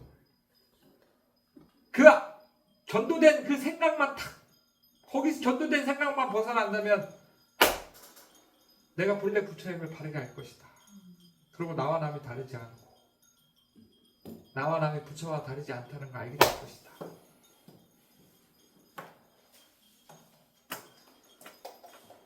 자, 옆에 있는 보살님 한번 부다와 읽어봐 주시겠습니까? 아라한이란 구양받을 만한 자, 즉 성자라는 뜻으로 고타마 붓다의 다른 이름 가운데 하나였다. 또 붓다가 살아있을 때 본래를 끊고 열반을 체험한 제자들이 수백 명이라고 했는데 그들을 모두 아라한이라고 불렀다. 고타마 붓다는 그의 지혜와 카리스마에서 제자 아라한을 훨씬 능가했을 것이다. 그러나 번뇌와 무지를 끓는 성자라는 점에서는 모두 똑같은 아라한이었다. 그러나 고타마 붓다가 세상을 떠난 지 오래되자 붓다는 이상화되고 신격화되었다. 붓다는 과거 헤아릴 수 없이 많은 거래에 걸쳐 삶을 반복하면서 온갖 회생을 치르며 수많은 선행을 쌓고 또 보통 사람에게는 없는 32가지 신체적 특징을 얻기 위해 특별한 수행을 한 결과 이 세상에 태어나 붓다가 되었다. 아비달마의 비구들은 생각했다. 그런데 우리는 이 세상에 태어나서 처음으로 불법과 만나고 이제 막 수행을 시작했다. 붓다처럼 무수한 과거세에 수행해 온 것도 아니다. 그런 우리가 어떻게 고타마와 똑같이 일체지자 32가지 신체적 특징이 구현자인 붓다가 될 수 있겠는가? 우리는 일생, 이생 또는 7생의 동안에 번뇌를 끊는 성자가 되면 다행이다. 그것이 우리가 바랄 수 있는 최고의 이상이다 라고 또 비구들은 그들이 바라는 이상인 성자를 아라한이라고 부르기로 했다. 이때는 붓다와 구별하여 붓다에게 아득히 미치지 못하는 단계의 호칭으로 아라한이라는 말을 사용했다. 그리고 아라한 밑에 불안 일레 예류라는 낮은 성자의 단계도 설정했다. 자, 이거는 아까 제가 설명했던 그 아라한 처음에는 부처와 아라한이 다르지 않았는데 어느 순간 아라한 이 9페이지 보면은 이 세상에 태어나서 처음으로 불법과 만나고 이제 막 수행을 시작했다. 붓다처럼 무수한 과거세에 수행해 온 것도 아니다. 그럼 우리가 어떻게 고타마와 똑같이 일체지자 깨달음을 성취할 수 있겠는가라고 스스로 그렇게 우리는 다만 바랄 수 있는 최고의 이상 번뇌를 끊는 성자가 되면 최고의 이상이다라고 그들 스스로 그렇게 부처님과 아라한을 분류하기 시작했죠. 그 분류의 원인이 7번에 보면 대천의 아란의 비판이라고 하는 것입니다. 마하데바라는 사람이 있었다. 그는 대정부 계열이고 남인도 불탑 숭배에 열심이던 부파와 깊은 관계가 있다. 연대를 확정할 수는 없지만 기원전 200년 무렵의 사람으로 생각된다. 그는 상자복의 문헌에는 극악무도한 사람으로 묘사되어 있으나 반대로 대중부 계통 전통에서는 덕 높은 성자로 충성받고 있다. 아까 말했던 마하데바 대천이라고 하는 인물이 그렇다는 겁니다. 대천이 아라를 비판했다는 것이죠. 어떻게 비판을 했느냐? 아라는 여전히 정액이 세기도 하고 동식물이나 토지의 이름에 대한 무진한 의혹을 피할 수도 없으며 자신이 성자인 것을 스스로 자각하지 못할 수도 있다라는 5가지 결점을 지적하여 비판했다. 여기 밑에 각주 보면 나와 있습니다. 요컨대 마하데바는 상자복의 비구들이 붓다의 가르침을 스스로 국한시켜 붓다가 아니어도 아라님이 족하다고 하는 이상의 나중을 비판한 것이다. 마하데바라고 하는 대천이 비판한 것이 그 깨달음의 질적인 차이에 비판한 것이지, 깨달음의 질적인 차이, 결국은 상자부 계통의 소승에 추가하는 바를 비판한 것이지, 인물을, 사람들의 됨됨이를 비판한 게 아니라는 겁니다. 그 사상, 추가하는 바가 잘못됐다라고 대천이 비판했다는 것이죠. 곧 불교 수행자는 붓다의 가르침으로 돌아가 붓다와 일체지자가 되는 것을 이상으로 해야 한다고 하는 주장이다. 결국은 붓다와 동일한 깨달음을 성취하고자 하는 그 사상, 그것을 추구했다는 것이죠. 남방 상자불 불교에서 아란이 될 수 있는 것은 출가 수행자뿐이었다. 제가 신자는 설사 아무리 덕이 높고 학식이 뛰어나도 아란이 될 수 없었다. 아란보다 한 단계 낮은 불안이라는 성자밖에 될 수 없었다. 마하데바는 말하지 않았지만 이러한 출가와 제가자의 차별에 대해 한층 더 높고 유일한 이상으로서의 성부를 내세움으로써 양자의 평등을 설하는 것이 그의 진정한 의도였을 것이다. 네, 결국은 마하데바가 말하지는 않았지만 이러한 출가와 제가자의 차별에 대해서 한층 더 높고 유일한 이상으로서의 성부를 내세움으로써 양자의 평등을 설하는 것이 그의 진정한 의도였다는 것입니다. 아까 말했듯이 상자부계의 소승불교에서는 제가자는 아라한과를 성취할 수 없다라고 아까 말씀드렸죠. 근데 대승에 와서는 아까 보다 부처의 깨달음을 성취하는 사람은 모두가 다 보살이다. 그러한 측면에서 누구나 다 평등하다. 자타가 불이다. 마하데바도 그러한 입장에서 이렇게 아란의 그 깨달음의 질적인 부족함에 대해서 비판했다라고 하는 것입니다. 승원과 사회, 고타만 부타가 살아있을 시대의 출가 수행자는 여전히 여행이 위험해지는 우기 수개월을 빼고는 여러 고장을 돌아다니며 생활을 했다. 한 곳에 머문 일은 없었다. 유행을 계속했다는 것입니다.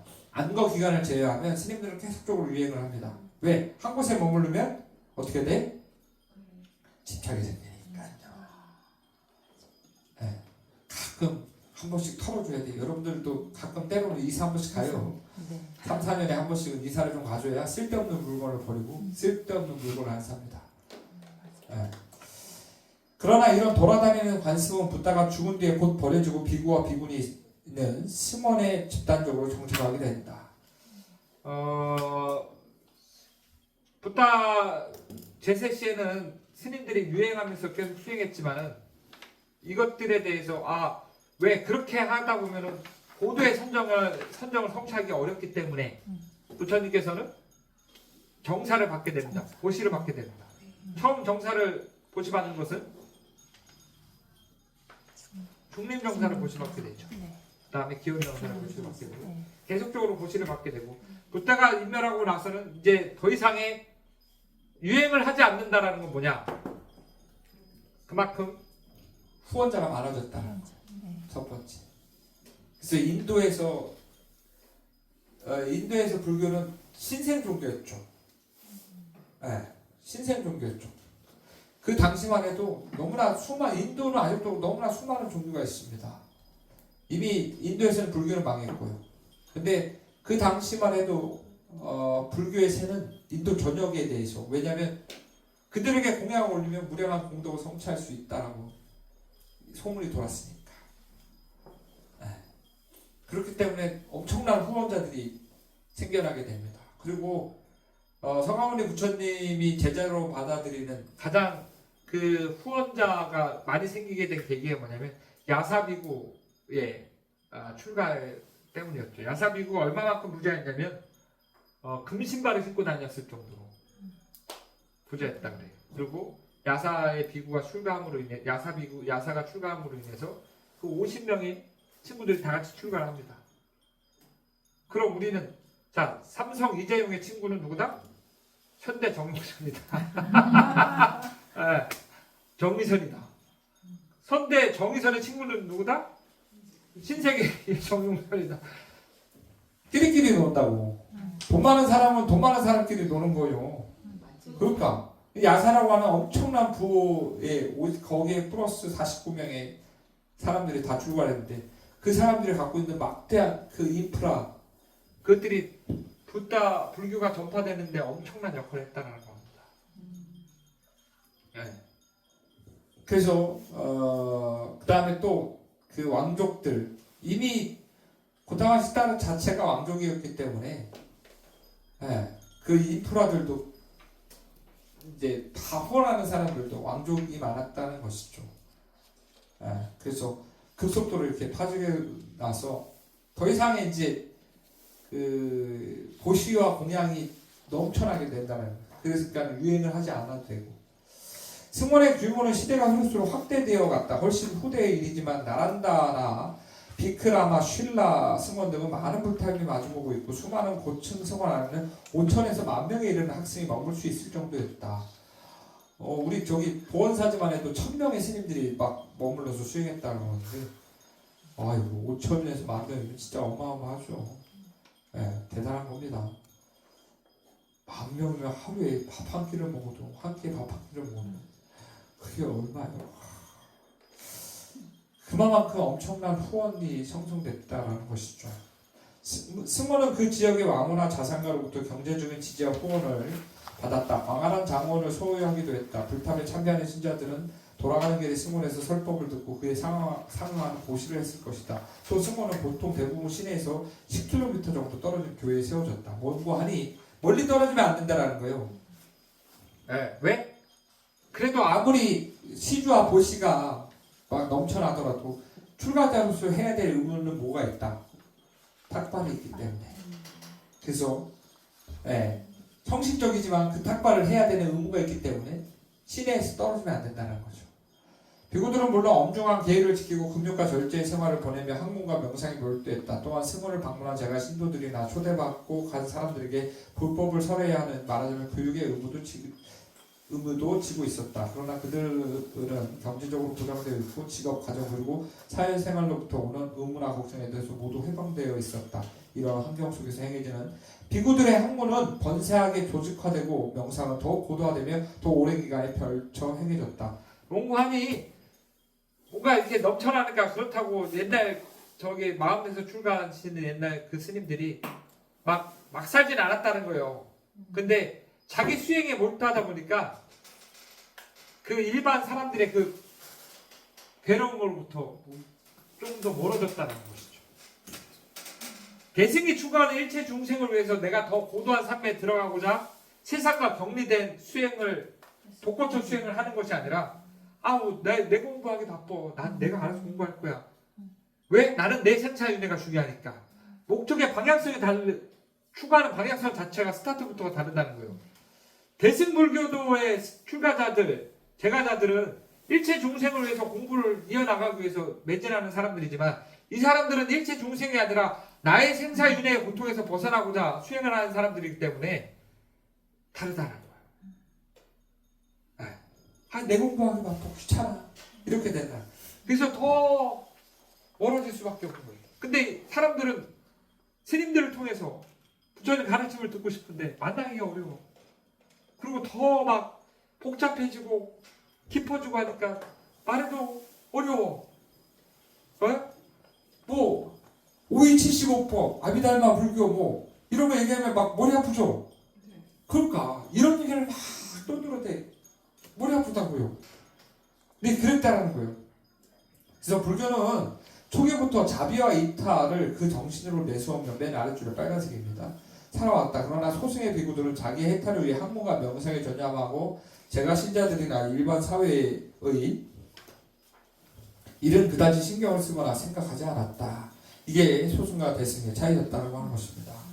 자, 그럼 업보에 대해서 한번 배워봅시다. 자, 업보는 자주 은행 예금에 비유된다. 예, 우리는 열심히 일하고 받은 돈을 은행에 저금한다. 시간이 흐르면 저금은 늘어나고 이자가 쌓여 크게 불어간다. 예금은 그 양에 대응하는 만큼의 행복을 예금자에게 약속해준다. 그러나 은행은 돈을 저금하는 장소이자 돈을 빌려주는 장소이기도 하다. 대출을 받거나 수표를 끊으면 그 목은 예금에서 공제된다.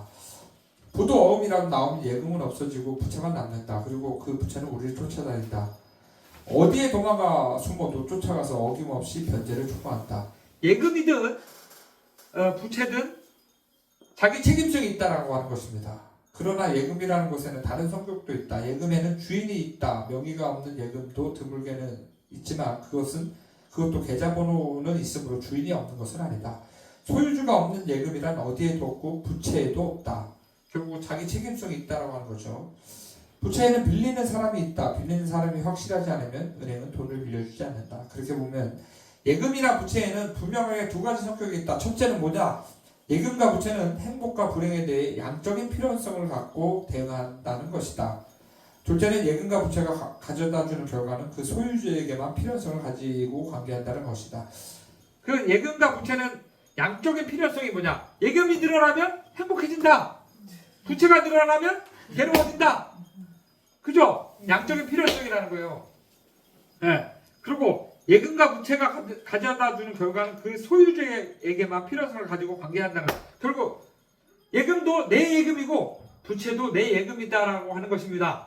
네. 그것을 양도하거나 할 수가 없다라는 거예요. 네.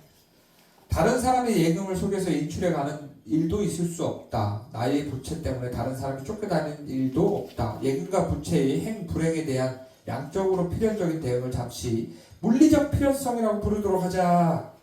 물리적 필연성.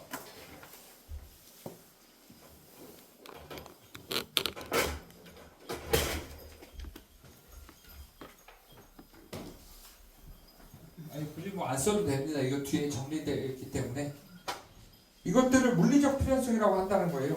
양적인 필연성에 대해서. 두 번째, 부채와 예금이 그 소유주에게만 하나복을 가져다주고 다른 사람에게는 관계가 없다는 필연성을 자기 책임성이라고 하자. 물리적 필연성과 업보에 대해서 예금이라고 하는 비유, 업보를 예금으로 비유했을 때 물리적 필연성, 자기 책임성, 업보가 그렇다는 겁니다. 네. 업이 쌓이면 선업이 쌓이면 행복하고 악업이 쌓이면 괴롭다고 하는 부분. 그 다음에 자기가 지은 업은 자기가 받아야 된다는 자업자들. 그것이 바로 물리적 필연성과 자기 책임성이라는 것입니다. 그리고 은행 예금에 한층 특별한 말하자면 형이상학적인 성격도 있다. 여기에 두 가지가 있다. 하나는 예금은 예금으로서의 본체가 없는 공성이다. 또 하나는 예금은 쓰는 방법에 따라 내용이나 방향을 전할 수 있다는 것이다. 예, 이것은 뒷부분에 보면 나와 있을 것입니다. 자, 예금의 네 가지 성격. 아까 말했듯이 물리적 필연성, 자기 책임성, 그 다음에 또 하나는 방향전환, 내용전환. 네, 이거 방향전환과 내용전환이 가능한 이유는 아까 말했듯이 예금은 본체가 없는 공성이기 때문에 가능하다는 거예요. 네. 왜냐면 봐보세요. 예금이라고 하는 것이 우리가 여러분 다 핸드폰으로 이렇게 이렇게 하죠, 막. 돈 보내고 막 하죠. 이게 눈에 보여요? 아니 뭐 실체하는 거예요? 아니잖아. 그냥 단순히 예전에는 막 물물거래라고 해서 막 이렇게 하지만 지금은 그냥 말 그대로 핸드폰에 있는 숫자 노름이 뿐이잖아요. 그죠? 그러니까. 네. 자, 예금의 네 가지 성격에 대해서 한번 보겠습니다. 통장을 보인다고 먹을 음식을 주는 것은 아니다. 지폐도 외국에서는 통용되지 않는다. 그렇다고 지폐를 먹을 수도 없다. 내가 은행 예금은 본체가 없다고 했다. 공성이다. 본체가 없으므로 공이라고 한 것도 그런 이유다. 앞에서 예금에는 반드시 주인이 있고 자기 책임성이 있다고 했는데 그것은 다시 말하면 예금의 비양도성이라는 것이다. 주인이 있고 자기 책임성이 있다는 것은 양도할 수 없다는 것이죠. 다른 사람의 예금을 제멋대로 인출해서는 안 된다든지 다른 사람의 명의로 돈을 빌리면 사기라는 것은 이 예금의 비양도성을 말하는 것이다. 그런데 자기 돈이라는 것이야말로 다른 사람에게 줄 수 있는 것으로 예금의 양도성을 나타내고 있다. 여기서 비양도성은 양도성으로 전환된다. 자기로부터 다른 사람에게, 다른 사람으로부터 자기에게라는 양도성이기에 이것을 방향전환이라고 부르도록 하자. 예금에는 방향전환의 가능성이 있다. 비양도성이지만 내가 내 의지를 갖고 양도해 줄 수 있다는 거예요. 네. 비양도성이지만 양도성이 가능한 것이고 이것을 어떻게 방향전환이라고 우리가 말을 할 수 있다는 거예요. 공성이기 때문에. 그러나 예금의 전환 가능성이란 방향 전환에만 한정되는 것은 아니다. 우리는 예금으로 집을 짓거나 보석을 사기 위해 사용하기도 하고 경우에 따라서는 사채를 보시하고 극락 행표로 바꿀 수도 있다. 사용 방법에 따라서는 보살이나 천사처럼 세상을 바로잡는 큰 사업도 할 수 있다. 예금이라는 매우 세속적인 것을 종교적, 출세관적 것으로 전환할 수 있다. 어쨌든 예금은 공이기 때문에 가능하다. 이렇게 예금을 다른 것으로 바꿀 수 있는 가능성을 내용전환이라고 이름을 붙이자.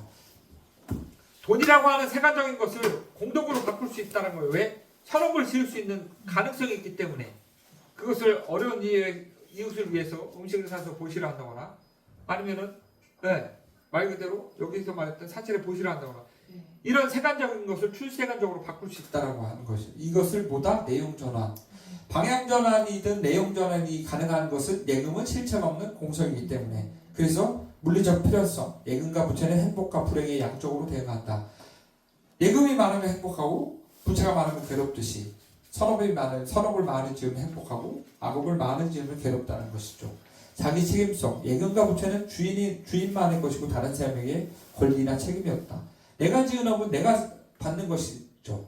내가 지은 업이 다른 사람에 가지는 않는다는 거예요. 나로 인해서 다른 누군가가 내가 낳은 자식이나 나와 결혼한 사람이나 내 부모에게나 그 업이 전도된다는 게 아니라는 거예요. 나로 인해서. 중요한 겁니다. 다만 뭐다?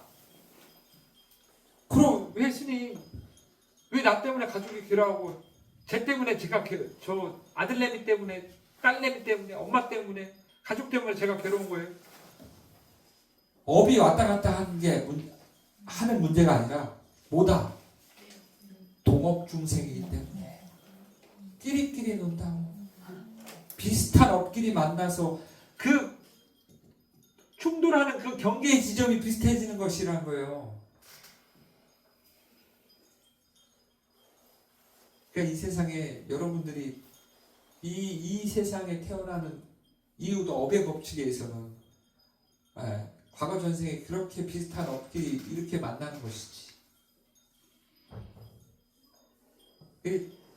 저는 사주를 볼 줄 모르는데